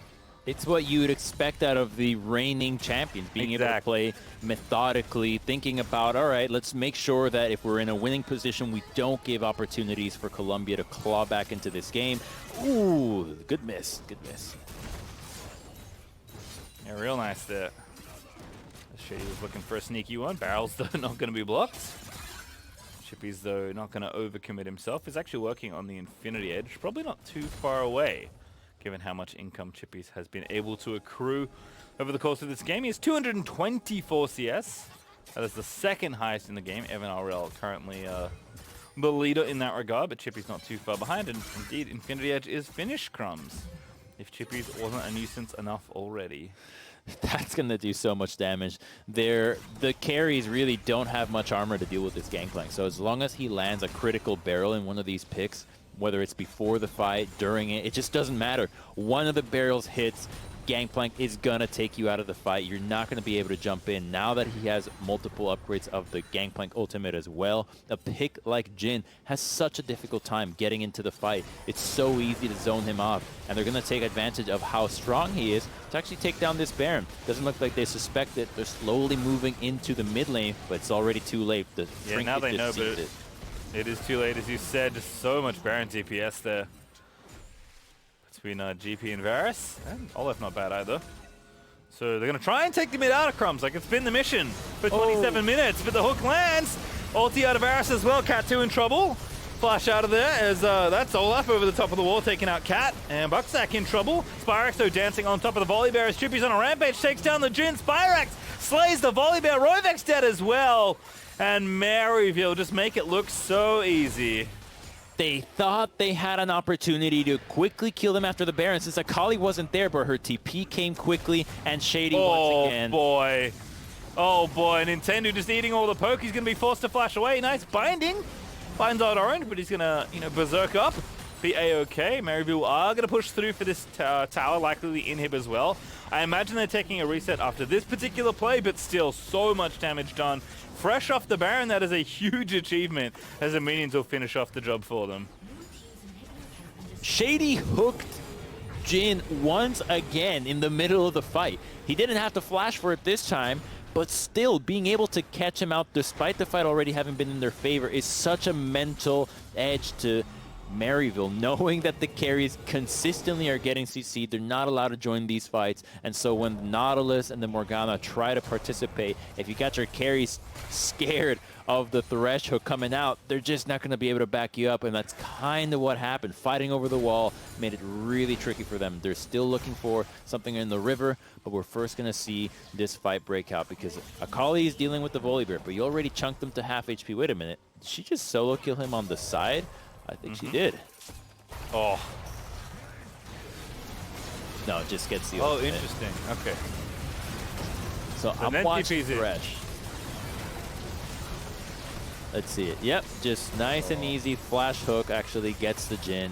He was looking to execute auto orange as he walked away so low. It would have been a kill, would have been taking down the Baron. You still would have lost the inhibitor, but it would have slowed down Maryville. Oh, Cat has just been abused by the Maryville CC. Chippy's commits the ulti, doesn't get the kill. Odd Orange is getting in there. Oh my god. See you later, Nintendo. As Chippy's lines up the barrel with a bit of help from the rest of the squad. And Baron is still on, Crumbs. They're going to push through this bottom side of the map. They're going to have super minions streaming in. They're going to have maybe a Nexus to take here as they are so far ahead. Maryville looking as good as we expected here in the first round of the College Championships right here in the top 8. As MNRL finishes off that inhib, and they are looking to end here. Maybe have to wait for a wave here, but you have to know they are going to go for it. There's no reason to back away. You've got nothing left to take but the game. Looking good and then some. Here's another deadly hook, but they're going in. There he goes. Spyrex is popping off. Rovex is the target, but not committed just yet, but still dances around the rest of the follow-up harass. Rovex is so low. The Nexus almost exposed. Spyrex ult 2s to get himself out of there, but see you later, Nexus. Maryville, they've done it. The dive is happening. Can they keep it alive? No, they cannot. Maryville are going to take game 1. Fighting a little bit too late there, but still it felt like Maryville had already done all the work. They were methodical in the team play, and individually they played really well, not just mechanically, but farming, knowing where to be. It didn't feel like they were misstepping at any opportunity. It only looked like at the very beginning when Odd Orange might have been caught on the bot side, but he quickly got out, and beyond that, they were fully in control. Yeah, you can really see the experience, I think, for these players. Again, like just obviously very good individually, but very like calculated, very committed to like running the plays cleanly. Clearly a team that's very well drilled, a program that is kind of built to win collegiate at this point, given that they've had so much success, and certainly looking to build on that here with a nice kickoff here for their first game. But again, to me, it comes back to the new guy, Spyrex. Biggest KDA, biggest set of plays, took the counter matchup into the Gwen. It's a champion that maybe players aren't as familiar with. I can tell you right now that is not the truth for Spyrex, as Maryville show no mercy in their first match. And the State Farm Analyst Death will be looking at all the action when we return. Don't go too far.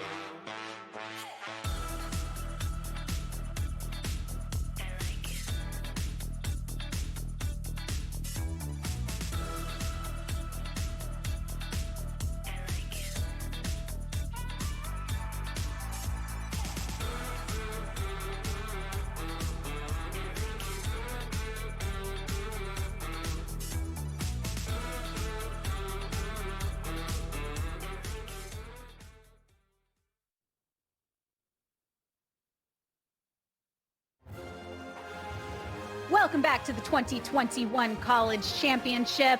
I can't believe it. We're already one game deep into our second series of the day, and not to the surprise of our analysts who had predicted a Maryville victory. That's exactly what we saw to kick off the series. And Raz, I know it's been a big talking point for us throughout the day. What picks are we going to see from Collegiate with so many people role swapping, new champions coming into the fold? And here we saw yet again another swip up of the draft. Yeah, that's why I always love talking about, new champions interactions, because we've been exclusively really being able to see it in solo queue. So Gwen versus Akali. The Akali was picked into Gwen, and I understand the Akali pick for a few reasons. Like, we've seen it into Irelia, where, you can just pop down the shroud when she gets a stun on you. She really can't interact with you. And the same goes for Camille in some instances. You also have like a dash back. And in this case, like Gwen, a lot of the ways she wants to trade is based around her autos. And so she didn't get an opportunity to play and was getting pushed in as well. So at least from the mid lane aspect, Gwen had the mid laner to deal with. Also, the 2v2 was rough versus Olaf. And the whole comp, I enjoy. I love myself a nice GP draft that is good for Kiteback. And I thought Maryville nailed it. Yeah, so on top of that, the Thresh pick has been showing up really big today in general, and I expect that to continue in the near future. Shady played an amazing game on the Thresh. He had so many good hooks, so many good rotations. Overall, this champion is just incredibly OP, especially if a team might not be as coordinated as other teams might be. So here we can see this Thresh highlight reel. This is not the only play that he has. All throughout the game, consistently well played. Well done, Shady. Yeah, he was just stylish on the pick, because I know that Thresh just feels like a permaban, because it also means that your AD carry is more mobile with your Lantern. But if you're just this sick with it, like through the minion wave, and it feels like every hook you send out lands, yeah, Shady, incredibly, well done throughout this entire game. We saw tons of good hooks. We saw predicts on volley bear ults. We saw just random picks, just catching things in team fights, good lanterns. Again, cannot praise Shady enough for this game. He played incredibly well and was a big reason why Maryville took this game so decisively. Yeah, and one thing to make note of, for games like these that are just swift stomps, I love looking at the setup for objectives, and I thought Maryville consistently had it around Shady and Odd Orange, who is near perfect in terms of kill participation. They set up a Drowned Dragon. The only real one that they lost was when they got ganked bot lane, so that kind of fumbled. But then went straight back to the objective, set up around Shady's picks, and then played around Spyrax, who had an insane game. So this team is looking in form this tournament. Yeah, it's such a great opportunity we've had today to kind of highlight these support players. Thresh always feels like one of those picks where supports truly get to flex what they are capable of in a team fight and just overall macro scenario. And seeing the way that went in with the Akali just worked out so well for the side of Maryville. And TJ, from the beginning to the end, Maryville really felt like they put that best foot forward, proving that they are the reigning champions for a reason. I agree. They played very strong. I'm hoping in this next game that they continue to go out strong. I think their draft was very good. I know that they do have a lot of flex picks. Here we can see Spyrax making a play while the game deciding team fight goes on. Fortunately, Spyrax can't collect the kill, but on the other side, Maryville is able to win. So again, very strong performance. I think going into the future, CC maybe needs to take a step back and maybe index a little bit less on the Gwen and maybe some more comfort picks that they've had more practice on. Yeah, that is a big piece, and also just the draft. I know throughout the games that we've had today, a lot of it has been kind of based around comfort picks, where in this game it felt like Maryville had answers throughout. I think they were really flexible within the draft. The GP as the answer, I think, into Volibear was very difficult for Volleyball to deal with. And then in the team fight you were mentioning, the ultimate that is just playing great zone control in a really like confined space. There's not a real way to fight into the ulti and the barrels that he was setting up. So a great game overall from Chippies, who's a silent hero, but the loud ones and consistent ones were Shady, Odd Orange, and if you're Columbus, you need to be a lot more aggressive in the next game. Maybe a little more straightforward. I think there are too many things that Maryville were doing that I think takes too long of a time to kind of catch up to. So I expect these players to kind of make the draft easier through 2v2 mid. think we sang the praise of pretty much everyone except Evan RL, so it's important to kind of highlight that. Don't worry, the bottom laner also had a good game. It wasn't just the rest of his team. He played well as well. Great shout out there. I mean, a lot of the action coming from other members. Sometimes you can overlook the others that also contributed in those scenarios. We did hear from Raz, maybe some of the things he wanted to see from Columbia College going into this next game. We do have the information that CC have chosen red side, so they will be flipping that script that way. TJ, what are your thoughts on whether you think that CC should go a bit more aggressive as well to maybe try and stop Maryville from getting the leads that they were able to so subtly? I'm always a big fan of, if you're on the back foot, maybe your team that's the underdog, that you do something unique, something creative. Maybe that's a level 1 plan. Maybe it's a unique champion, just something to where you can give yourself a little bit of an edge. So whatever that looks like for their school, I agree. I assume it has to do with aggression because that's generally how you create leads. But I wouldn't say that it's completely off the table to maybe scale a little bit, as long as they pick the proper champions and stick to a good game plan. Yeah, and I think if you're a team that's going to be really focused on the matchup, where in this game I felt like it was difficult to deal with some of the matchups, the 2v2 mid is something I mentioned earlier. Having last pick on first phase is one way you can deal with it, and just ban for it, and going in the second phase, and also just having last pick in red side is always beneficial. So if they want to go have like a very straightforward composition, or at least a very straightforward winning part of the map, that could be your way about it. Yeah, maybe that counter pick confidence coming out of CC's side. I mean, in game number 1, Maryville turned a very subdued early game into an overall victory for themselves in a very convincing fashion. But that also means that they are currently on match point in this best of 3. One more opportunity for CC Cougars to try and push this the distance. When we return, we'll be bringing that action straight to your screen. You don't want to miss it. Find out who's going to be securing their spot in the semifinals in just a few moments. We'll see you on the other side. I didn't order a pizza. I know. But that Parker promo saved me so much on my insurance. I brought you a little something special. Parker, State Farm offers everyone surprisingly great rates. You're the man. You want the real deal? Like a good neighbor, State Farm is there.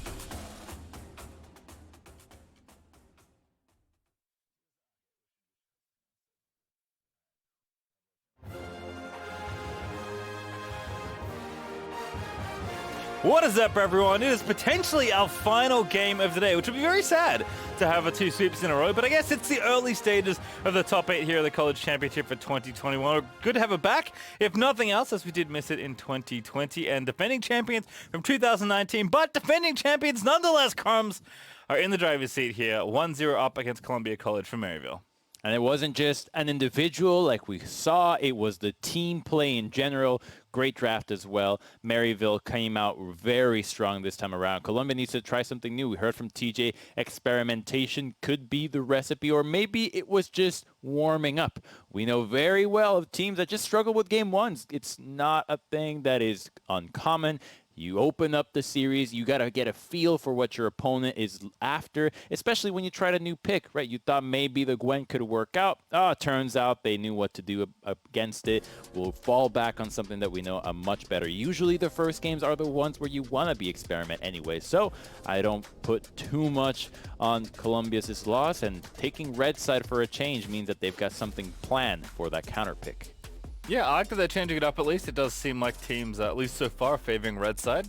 So we'll see what the Columbia Cougars have cooked up here, as Lucian and Nocturne will once again receive some bans in this game. Udyr also going to continue to get banned. That's an interesting one to me. I think Maryville banned it in both their games so far, which kind of feels like it says Odd Orange doesn't play Udyr, which feels like a ridiculous statement. I feel like every jungler can play Udyr. But maybe there's other things they'd rather take. But definitely something to maybe watch as the tournament rolls on, if there is a potential weakness in draft you can exploit. But again, that's rampant speculation. Renekton going to be banned away instead, and we'll see how Maryville finish out. Ooh, respecting the Thresh so much, they're going to take it away from Shady and ban it here.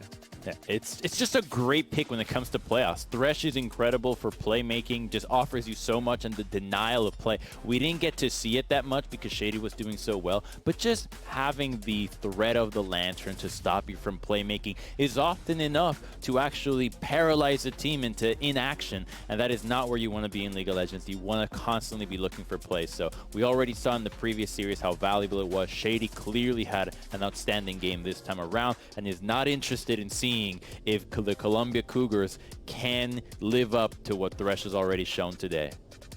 All right, well, another self-ban, this time on the Gwen, and I can't blame them. Gwen feels powerful enough to not want to give to a player like Spyrex, given the form he showed in Game 1, but I don't think Rovex wants to revisit it, given the beatdown that incurred as a result. Rumble, though, is going to get through as a result of all this. I believe Rumble was pickable in the last game, and Orange didn't go anywhere near the pick, took Olaf instead.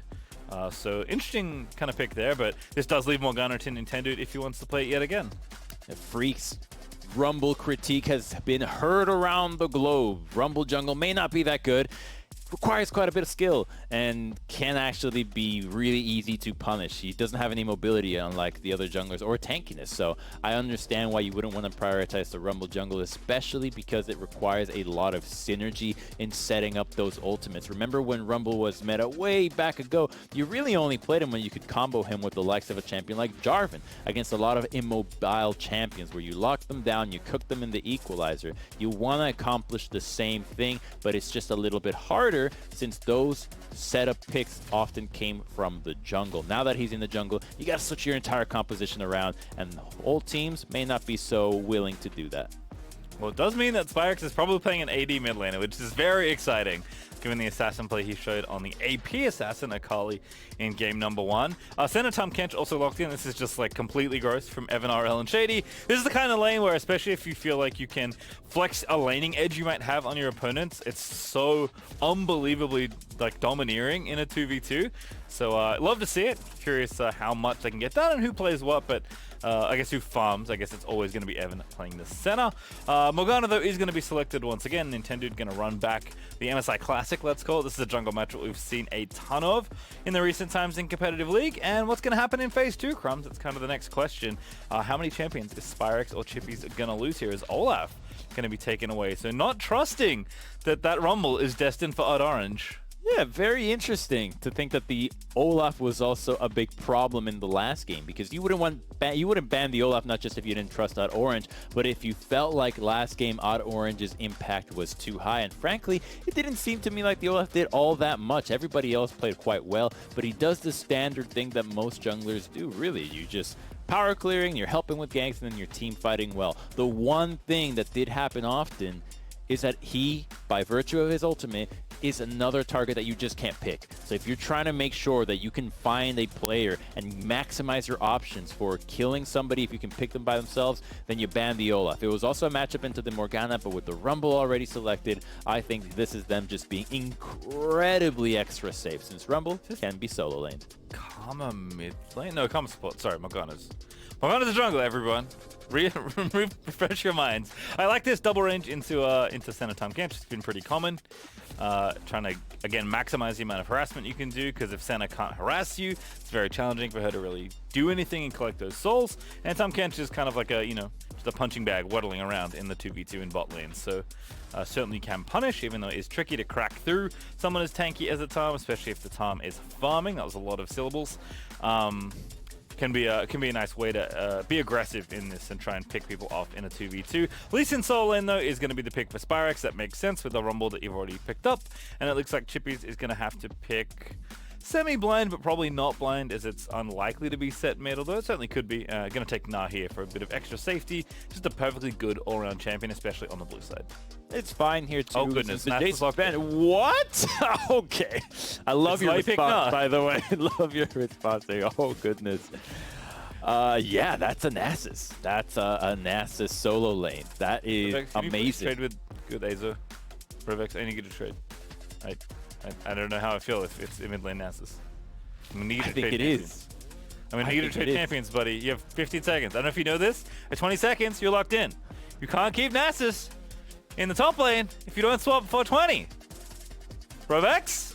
Oh. Apparently it's his champion. Nasus versus Lee Sin. This is the answer All he's right, gone for. Sure. I like Okay. it. I don't know what to expect, but I like it. I love seeing Nasus because now we actually have two champions to keep track of on their stacks. We got to know what's going on with the Senna. We got to know what's going on with Nasus. We absolutely An observer's dream. Yeah.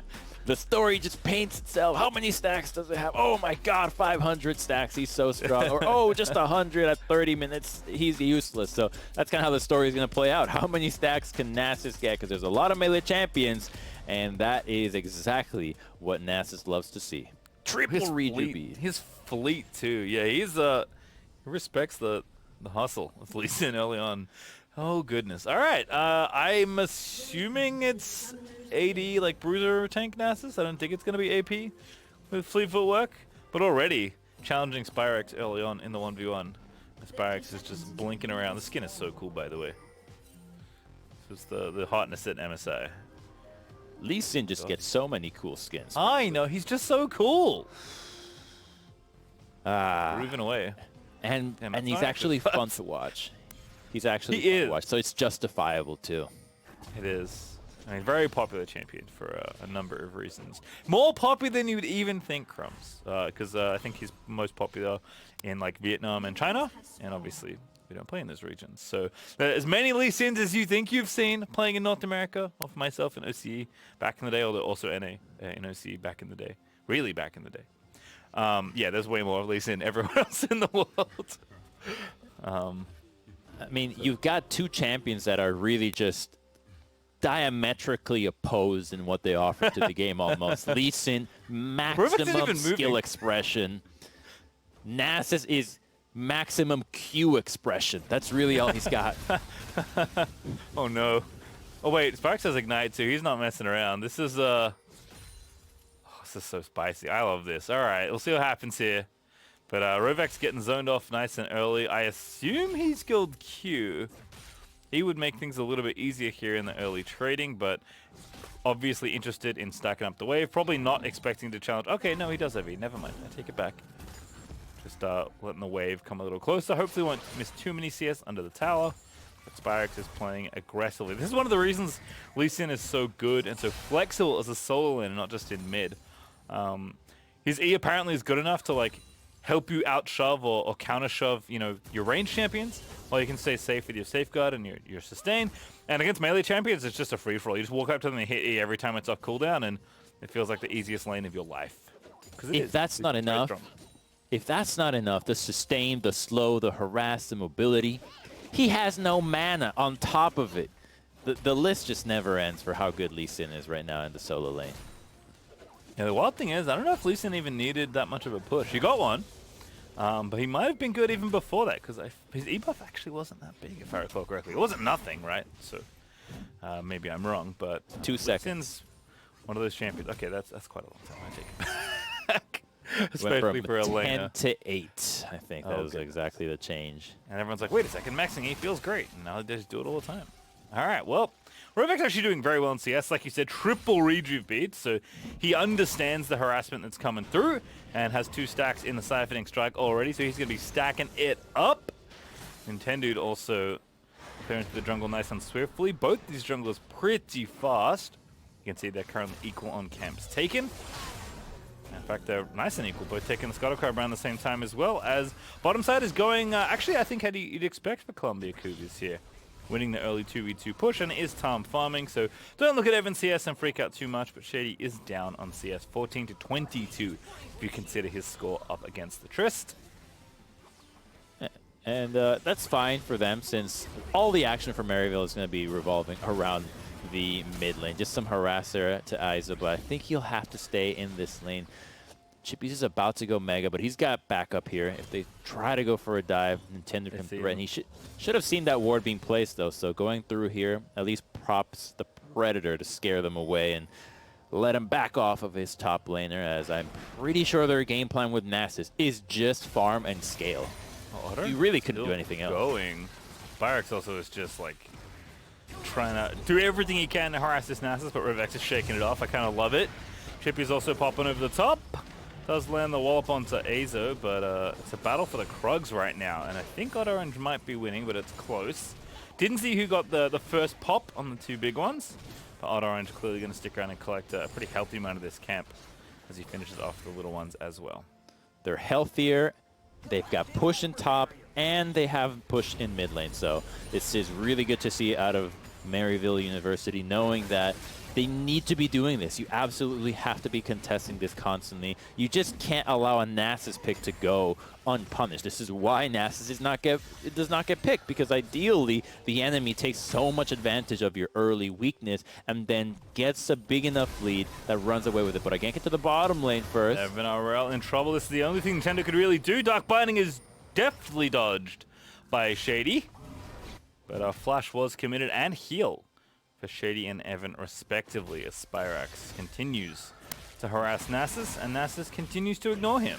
Well, can't ignore him for too long, because those Tempest levels are starting to rack up there. You can see 3 points already. And Spyrax does have Ignite. Like, again, Rovex has got Ghost here. Oh, goodness. Going in there for the play. Finds the kick. Q's going to land, but the ulti just in time for Rovex. Going to help save him here.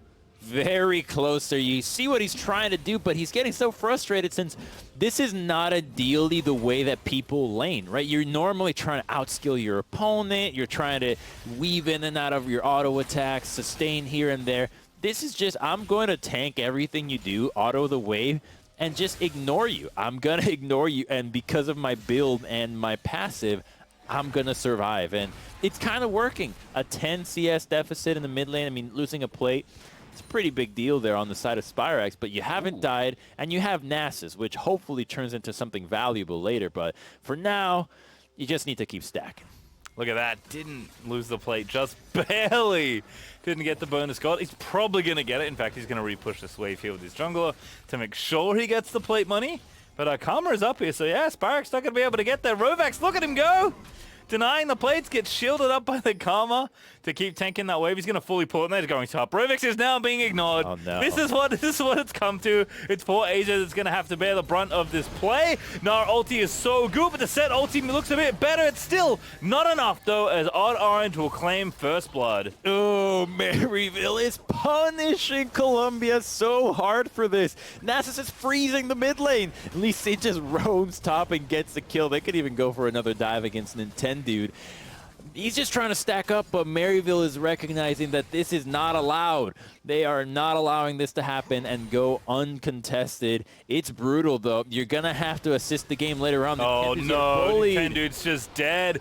No, ulti, what are you doing there? Oh, boy. Maximum punish for Odd Orange. That's Nintendo has enough experience, Crumbs. You know, usually I let them off easy in collegiate. But Nintendo should know better there. Definitely should not have stayed. Spyrax looking to punish. TP coming in from Chippies, but not coming in just yet. Rovex finally leaves the mid lane. But 3v2 right now, not looking so crash hot. Odd Orange trying to finish off this red, does get it. And it's just, he's just taking so much jungle. This Rumble only has a refill pop, by the way. And hasn't used his ulti, so I don't know what happened in Intended. Let's find out, Crumbs. Okay, we'll find out this first. Yeah, he tried to outplay it with his ultimate, which is fine, but just gets stunned and doesn't have enough time to pop the haymaker. Would have still died anyhow, but let's see what Nintendo is up to, because he has some vision, tries to cancel it. I don't know if he sees Odd Orange. Oh, he just doesn't expect Spyrax to still be here. Yeah. The E is enough damage to actually pop through the shield. Maybe didn't expect that. And then Odd Orange with the flash. But, you know, you say Nintendo has a lot of experience, and I totally agree. But there is one thing Nintendo, and literally no one has as a jungler, is experience playing with Nasus in the mid lane. And what that means is you're never getting help. No one's coming to help you out. You think you can contest your jungle, but Neeson just have so much free time. He's still up in CS despite being involved in 2 kills. Yeah, especially farming Nasus, right? AP Nasus, you know, Max's Spirit Fire is the wave all day, and it can maybe push. But yeah, not in this instance. Definitely going to be, you know, slow to move here. Wants to, you know, queue every single creep if possible, right? Which takes a lot of time and a lot of pulling of the waves. So it's rough out there for Nintendo. I can't agree with that. But this is what they opted into, and Maryville are punishing them as a result here. Already up 3,000 gold at under 10 minutes in. And Chippies is going to get even more here. Maybe even looks at a plate. Gonna get to demolish off. Yeah, that'll be a plate over. Odd Orange is like living in the enemy red side jungle, by the way. This does not belong to Columbia Cougars at all. And Cat 2 has to run up as a result.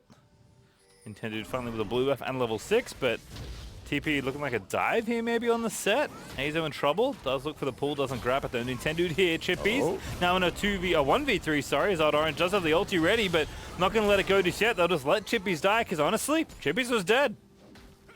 Good roam there from the Karma, knowing you need reinforcements in the top side. They've just been bullying set. You're not able to make anything happen into the set. And sorry, the Senna and the Tahm Kenches. They're playing exactly their role. They're just farming, they're playing safe, and making sure that all of the action revolves around the top side. So Karma felt like she had an opportunity to go to the top side, relieve some pressure here, but it's still going to be punished by the relentless auto attacks from Senna onto this turret. So it's not like that roam was without any opportunity cost. The Senna continues to get gold, Tahm Kench gets tankier, and you still got an Nasus in the mid lane farming. 207 stacks. That's pretty good. I'll tell you, that's pretty good at 10 minutes, but what about the rest of the team? How are they doing? Because I don't think they're feeling that good. Yeah, it's rough out there, that's for sure. Again, still down 3,000 gold. That sacrifice, you know, for a bit of material does give them the tempo they need to kill the top laner, but again, not a play you get to make proactively because of the current state of the game, and Spyrax and Odd Orange are just like stuck together at this point, and why should they separate? They're going to take this Rift Herald here. Odd Orange is going to go ahead and collect that one, and plates are going to be given over soon. As Spyrax ventures topside, he's fancying a duel with Set. Azo does not oblige, does not want to fight the Lee Sin right now. I can't blame him. Iron Spike Whip already done, as Spyrax gets the wave pushed in. Chippies goes ahead and trades places with his mid laner. And going to go ahead and continue to batter down the turret here. Should actually get one more plate at least by the looks of things. Probably not going to use the Herald there as a result. Maybe the bot lane, given that Odd Orange is currently down there, is where he wants to look towards. Yeah, bot would actually be a great place to free up your Tahm Kench and the Senna, your ultimates, because you don't really care about Nasus here. I think you're going to be able to deal with him just fine. Drawing attention to the mid lane is okay, but if he just wants to stay farming and freezing the wave, it gives you more opportunities to fight bot lane. Oh, Evan a real good shield there, gets himself up, but still not enough damage, and Bucksack able to jump his way out there with a reset, but Shady flash cues in, Odd Orange flashes in after him, and that's going to be a kill now. Cat 2 is going to have the binding blocked, absorbed nicely there by Shady, as Odd Orange was the target.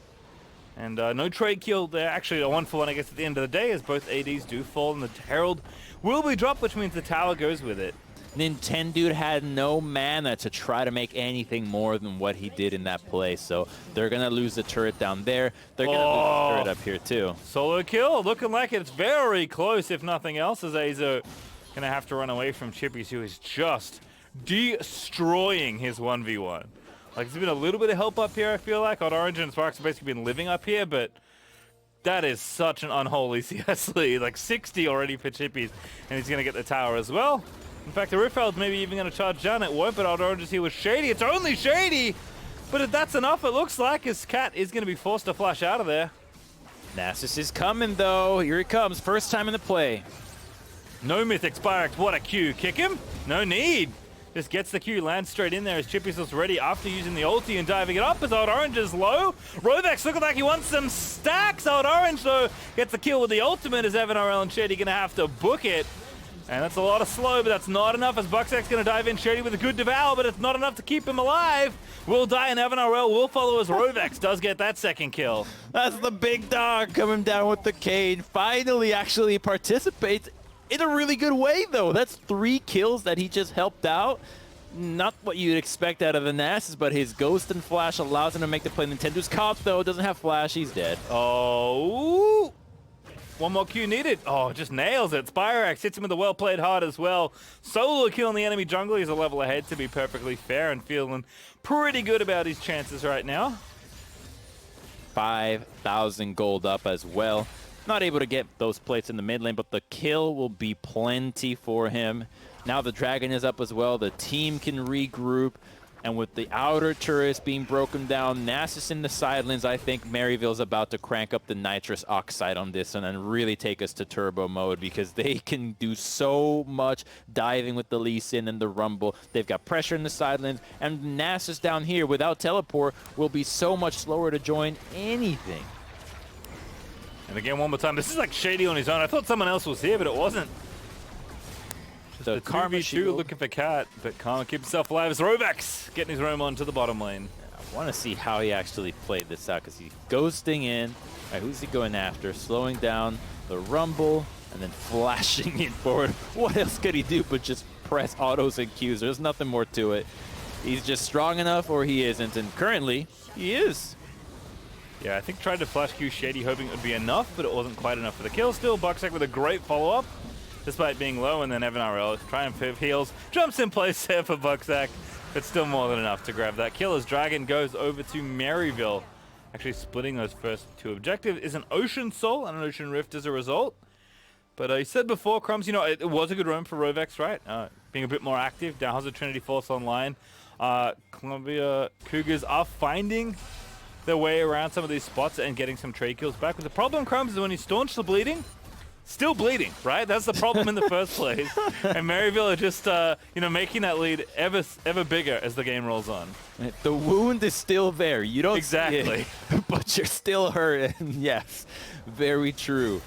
Columbia's definitely hurt, but the white blood cells are doing their work there. The Rovex on the sidelines. The composition, I think, is just all about making him strong with the Black Shield and Karma, but they're looking after Chippy. This won't amount to anything. But look, even though Nasus is strong now with the Trinity Force, he's still getting shoved in by Lee Sin, opening in opportunities for dives.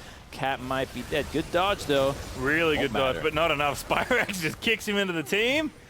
Buckside looking for the play. Shady with the Devour, though, and good thing he dodged that incoming route as Odd Orange actually low, but Azo not going to be able to get out alive. It's Bucksack that takes out Odd Orange, though, and the center shield is going to give them a little bit more hope. But Rovex, look at him go with the black shield on, looking to find that Q. Evan RL almost gets deleted as Chippies will take out Bucksack, and now trying to save the rest of the squad. Does get the scoop on, a Spyrex still chasing his Chippies. I think you may have saved the day. Shady has not fallen. In fact, Rovex is going to get crunched on instead as Spyrex is on a killing spree as he takes out the Nasus. All right, I want this game to go long because I am loving seeing this Nasus just bonk people. It seems so silly, but he's actually getting really strong there. He didn't have the flash up. I think had he had that spell available, this could have gone a lot better. You can see what they're going for with the Karma. Had she been involved, the movement speed from their shield would really have been enough. But here, Tristana gets a little bit eager, thinking, oh, I could go into the Tahm Kench, maybe Devour is out. When the sec comes in, it's when it starts to look real good.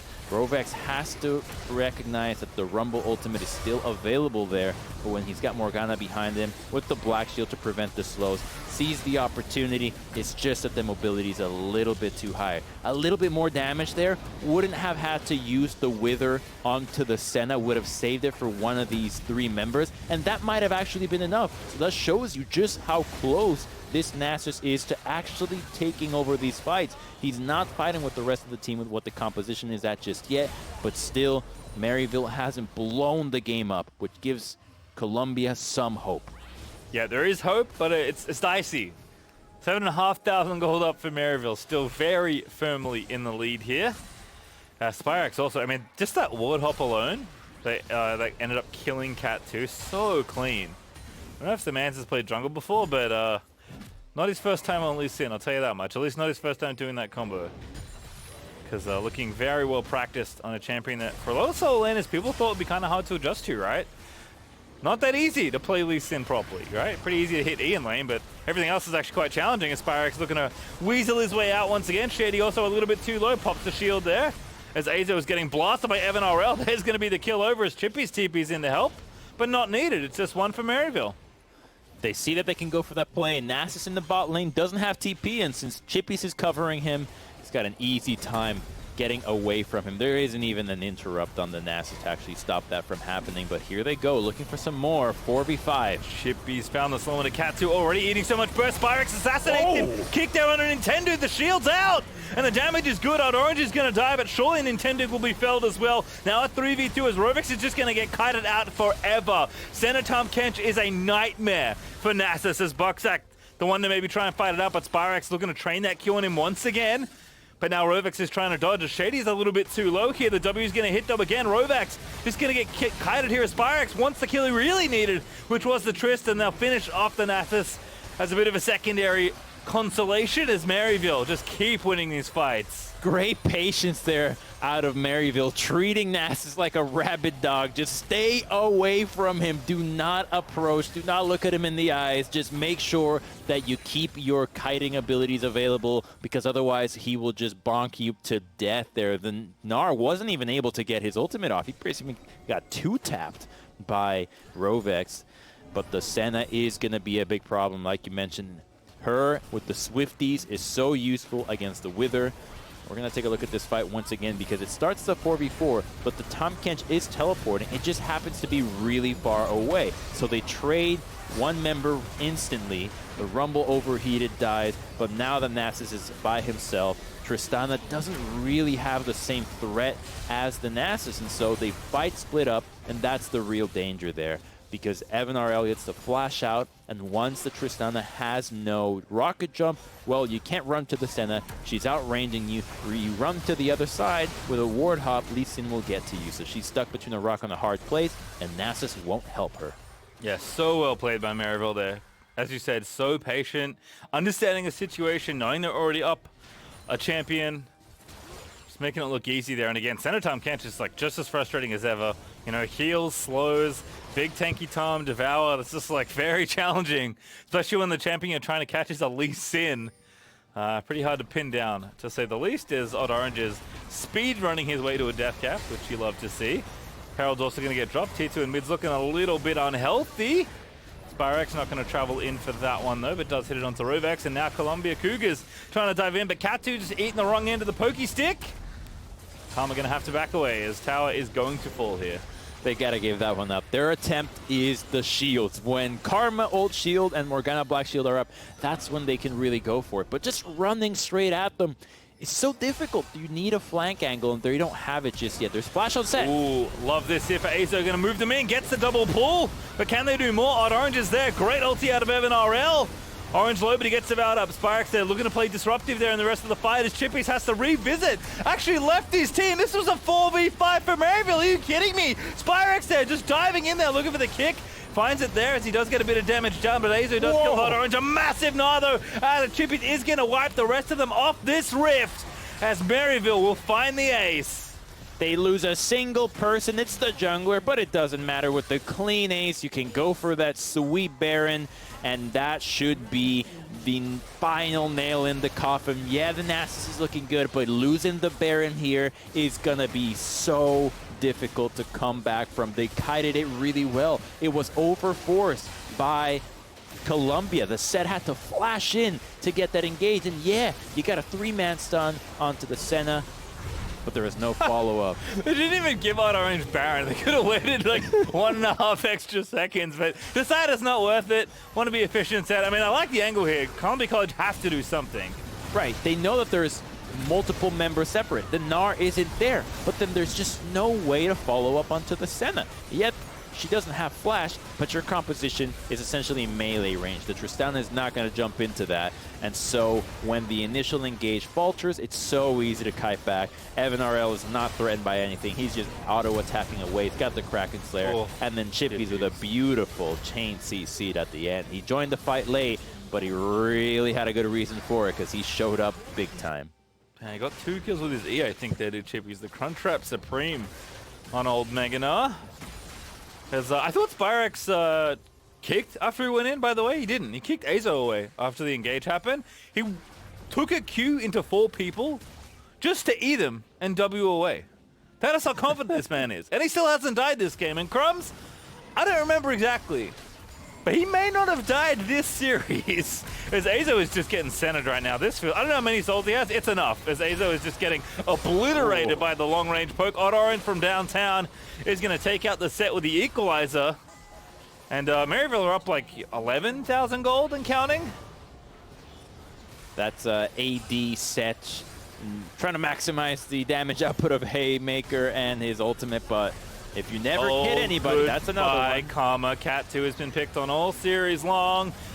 Doesn't feel very fair, but for Maryville, it's got to feel good to dominate so hard in your first series, aiming for another collegiate championship, the 2nd in a row.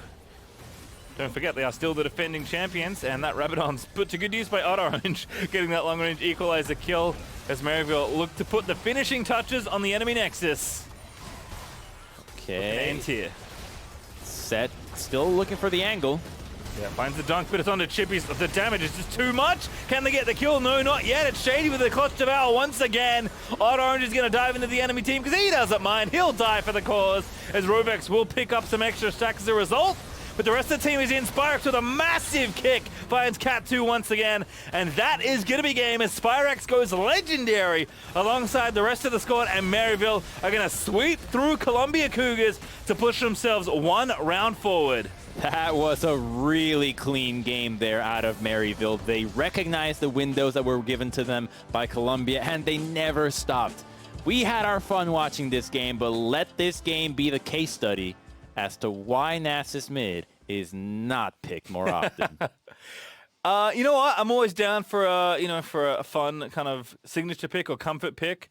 I'm sure it's something Rivix likes to play, but you could see in that game how not being able to influence the rest of the map as a mid laner is something that, especially in the current state of the game, can be real tough on your teammates. And unfortunately, they just could never get the scaling going as Spyrex was all over that rift alongside Odd Orange. So that was like some of the most dominant jungle mid invade play I've seen in a very long time. Really impressive from Maryville. Relentless, because it wasn't just the Lee Sin joining up, it was the Gnar pressuring the set, a good matchup that they had because the set was taken early as well. So they got the counter pick there, transferred into the jungle, and the whole red side was dominated. And then if you try to go to the bottom lane, well, the Sen and Tam Kench are also in that place. You're never going to make anything happen. So they had a strong draft focused around the lanes that just invaded the jungle and never let go. Yeah, definitely a team-wide effort, which is really important to highlight. I almost feel bad, honestly, especially Eddie and Evan RL, who also played very well. It's just their roles in this game were like, just like play good and scale. And they did that, right? Even in this game, it's like play good and support us. You're playing Senator Tom Kench and, let Spyrex absolutely style all over everyone on 2 different highly mobile, assassinating kind of champions. 2 looks and 2 very good games from the newest player to this roster, although certainly not new to league or to competitive by the looks of things. Spyrex, extremely impressive. A name I will be remembering once I get off the broadcast today. He played so well. Yeah, he did. And meta, right? Very meta. Lee Sin, Akali, he's been watching MSI, keeping his eyes on what the best players in the world have to offer, taking it to collegiate and delivering on it too. All right, well, Maryville take the series take the win and the series, but when we return, the State Farm Analyst is going to be hanging out with Otto into their jungler and breaking down their win. Don't go too far.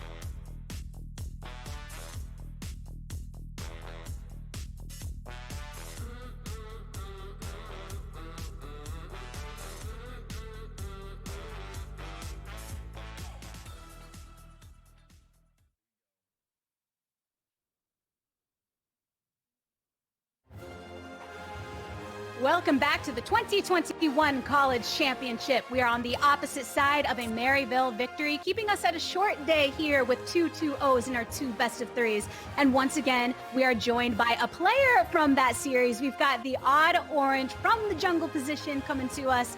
First things, congratulations on your W. I know that wins are very familiar to Maryville, but how do you feel about this series victory? I definitely will say I came into this series more nervous than past ones because I respect a lot of the players on this team. John, Cat2, Rovex, Nintendo X, like these guys have all played at a really high level for a long time. And it was our last best of 3 series, I think. Next round's best of 5. And I think so best of 3s can be a little scarier than best of 5s. So I was nervous, but I'm really glad that I came out with the 2-0. How did you feel playing the North Finals so early? Was that that was back in what, early April? How do I feel about No, I just playing mean it? that you're playing against CC so early because they're always in the finals against you. I'm not too familiar with like rivalries in collegiate, so it felt, as normal as last week's, I guess, It felt as normal as another series to me. because it's my first time in collegiate. I don't really know the rivalries that well. Okay. Yeah, that's one thing, the Odd Orange, we've seen you across League of Legends in different capacities from streams, other competitions, now here in the collegiate scene. How do you feel that kind of just that well-rounded career that you have had has helped you in this collegiate journey and kind of finding this synergy with the rest of the Maryville squad?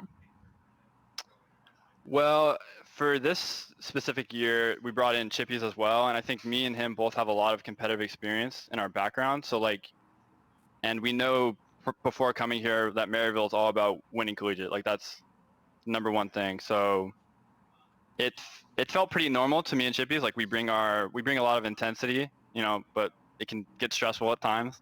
But it felt pretty good so far.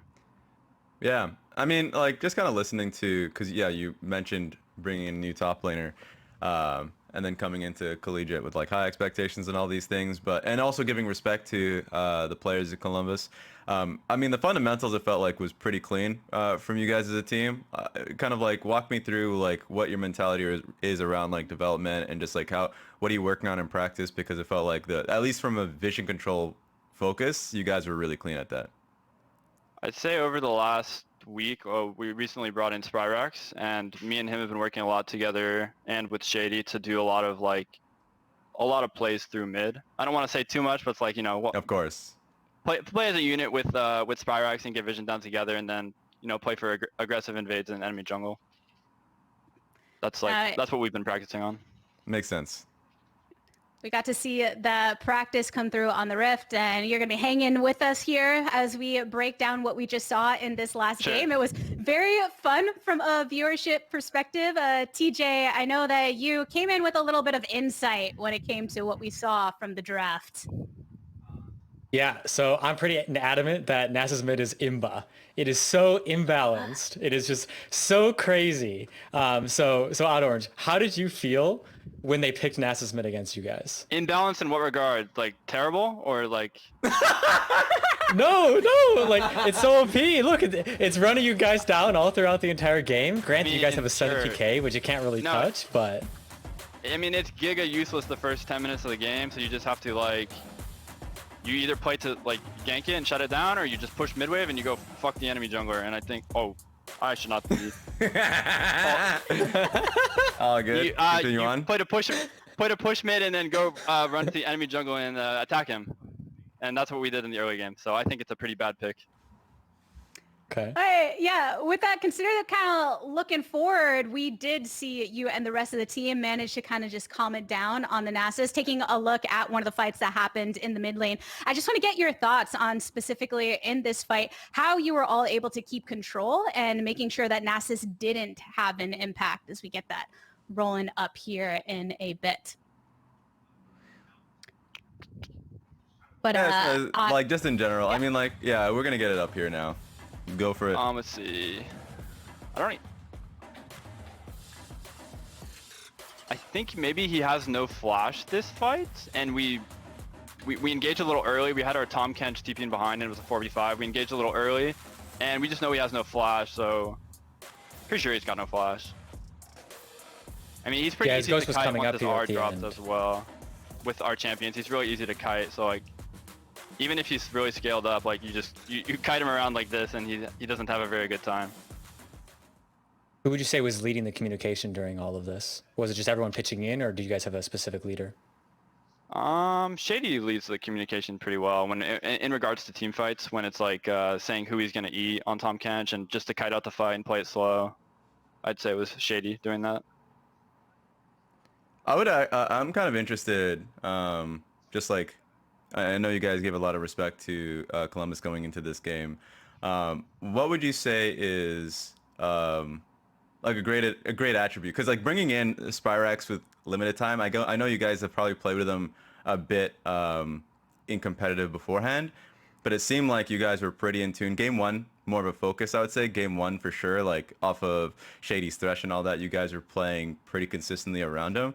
Is that, I guess, do you guys see that as a strength? Because like I thought coming into this series that would be a weakness not having much play time with him, but it seems like you guys are just pretty damn crisp with it. Well, he's young. He's got two like 1,000 LP challenger accounts. He's a really high mechanical player, and I think if you just play around him, get him vision, and like he's really strong at the current meta picks. You know, Lee Sin mid is one of his best Yeah. ones, and I also think it pairs up right now a lot with the jungle picks because there's a lot of AP junglers. So you know, I can play an AP jungle, he can play an AP mid, AD mid, and we're both happy. You know, and then we just give him some vision and you know, he'll smurf his lane and he'll smurf in team fights. It's not too hard. It's so interesting to me to hear that you were actually kind of more nervous going into the series, being that it was a best of 3. I mean, if we're looking at some of that fighting that happened later, there was just such great kiting on your side and that excellent team play. Was this a shared sentiment with your teammates too? Did they also feel any additional pressure for the series? Or is it just something for you personally felt that you were kind of internalizing some of that nerve? I'd say there was definitely a level of stress and pressure we were feeling because we also have been struggling in proving grounds this week, and like, you know, if you're struggling in one tournament, like you could think it could carry on to collegiate as well. So I think we all shared a high level of stress coming into the series. So with the meta changing pretty consistently, and you talked about like bringing in like Rumble jungle into it, like we've seen quite a bit of that in like MSI, but we haven't really seen much Gwen, Viego, and all these things because it's banned in competitive play for so long. Like, is how okay? This might like without obviously like putting out any information. Did you feel like there was difficulty in being able to adapt? You can even just speak more towards like Rumble, like just the 8 jungle picks. Well, since school's been over for us for about a month, no, not really, because you just slam your head into solo queue and play 10 games of 5 games of Rumble, 5 games of Morgana every day. Yeah. I think there's been a lot of time to prepare for the new meta, and then we got to watch a lot of MSI VODs. So it was like the perfect downtime to actually switch into a new meta. Nice. Yeah, we saw that adjustment. I mean, on the desk, we were talking about how much we love watching the drafts here because you do see some of those meta picks, but there are a lot of unique picks to the players on these teams. Another thing that we had difficulty with, both on the caster side and the analyst side, was deciding who the player of the series was going to be because all of you were popping off in your respective roles. The final result ended up being that for our player of the series, it's Shady, the support on your team, coming through clutch with some of that Thresh play as well as that TK play. You already touched a bit on what he was able to do in those team fights, but just tell us a bit more about the journey of him joining the team and all of you working alongside him and his impact in the series. I mean, Shady is a really insane, engaged player, and just I feel like when these collegiate matches come, he really turns it up a notch in his level of communication, and he carries a lot of the load with the comms. He's very focused, and it's really fun playing with him. He's a very good player, and he's always really high in the solo queue ladder. You know, I've known how good he is for a couple of years now. I've seen him around, so it's a pleasure playing with him. Yeah, so I heard you mimic or really whispering towards Spyrax there for the player of the game. Dory, he was second. Yeah. He played quite well. We were watching that as well. So I have a question for you, Out Orange. We saw that your president was actually watching this series. How does it feel to have such strong administrative support at your school? I mean, it's awesome. It really just goes to show how important and like involved everybody at Maryville is towards winning the championship. So it means a lot to have our president watching our matches. I'm sure they're so happy to see what you're able to accomplish in this series. We've talked about the fact that Maryville, the reigning champions, we've seen such great turnover of players into other aspects of the League of Legends scene. How does that impact the way you play, kind of carrying on that legacy and reflecting the good work that has been done in this program? I mean, that's why I wanted to come here. Like, I'm a pretty competitive player. I wanted to go to the school where you're held to the highest level, the highest standards. Like it's win or nothing. So it's been exactly what I wanted. I'm happy right now. But we still got 2 more series to go. But I'm happy with how we performed today. Yeah. Speaking of which, when it comes to upcoming series, I mean, we're so happy to have you here at the Odd Orange after today's matches and taking a look at how things are going to go for the rest. We have our 2-2-0 series wins, Maryville and Bethany moving on to the next round of competition. Tomorrow, Harrisburg Storm will race against the Redbirds, and Winthrop Eagles will be taking on U Buffalo to close out the day. So let me allow you a minute, the Odd Orange, or not a minute, a few seconds here to process. Those are the matches we have tomorrow. HU versus Redbirds. We got the Eagles versus Buffalo. Are there any of those matches that you are looking forward to most, or any teams that you have your eye on as the highest competition when moving forward? I mean, my eye's definitely on Winthrop. I think they're really good. But I also my eye's also on HU Storm. I think their roster also has a lot of potential. I predict tomorrow is going to be a 2-0 HU and a 2-0 Winthrop. I'm excited to watch those two teams go head-to-head, if that's the outcome tomorrow. So, Ooh. yeah. I didn't know that we were going to get predictions from you today, too. like I that. feel so honored. Yeah. Definitely some great takes here. Raz, how are you feeling about the matches tomorrow? Are you aligned with the Odd Orange here, or are your sights elsewhere? Yeah, I'm also aligned. I was really surprised in how Buffalo ended up winning their games. I think they're a really strong team fighting team, so they shock people, and that might happen, right? Like they have Canas, so like that's something that you can always be aware of. But Winthrop is gonna be fun. I'm looking towards HU Harrisburg just because I think Shorter Race is an insane jungler. I think he's a really good jungler, and like his Lee Sin and all that. He actually reminds me of Odd Orange, at least his champion pool. That's for damn sure. So like, actually, I wanted to ask you, what jungler? I know you mentioned the teams, but like, what jungler are you looking forward to watching? I mean, Short Race for sure, because he whips out some picks that are interesting. So There it Short is. Race for sure. Yeah. Don't want to say anything I shouldn't say. So True. yeah.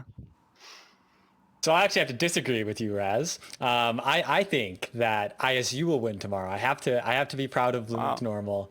I think ISU will win, and I'm supportive of the Winthrop win as well.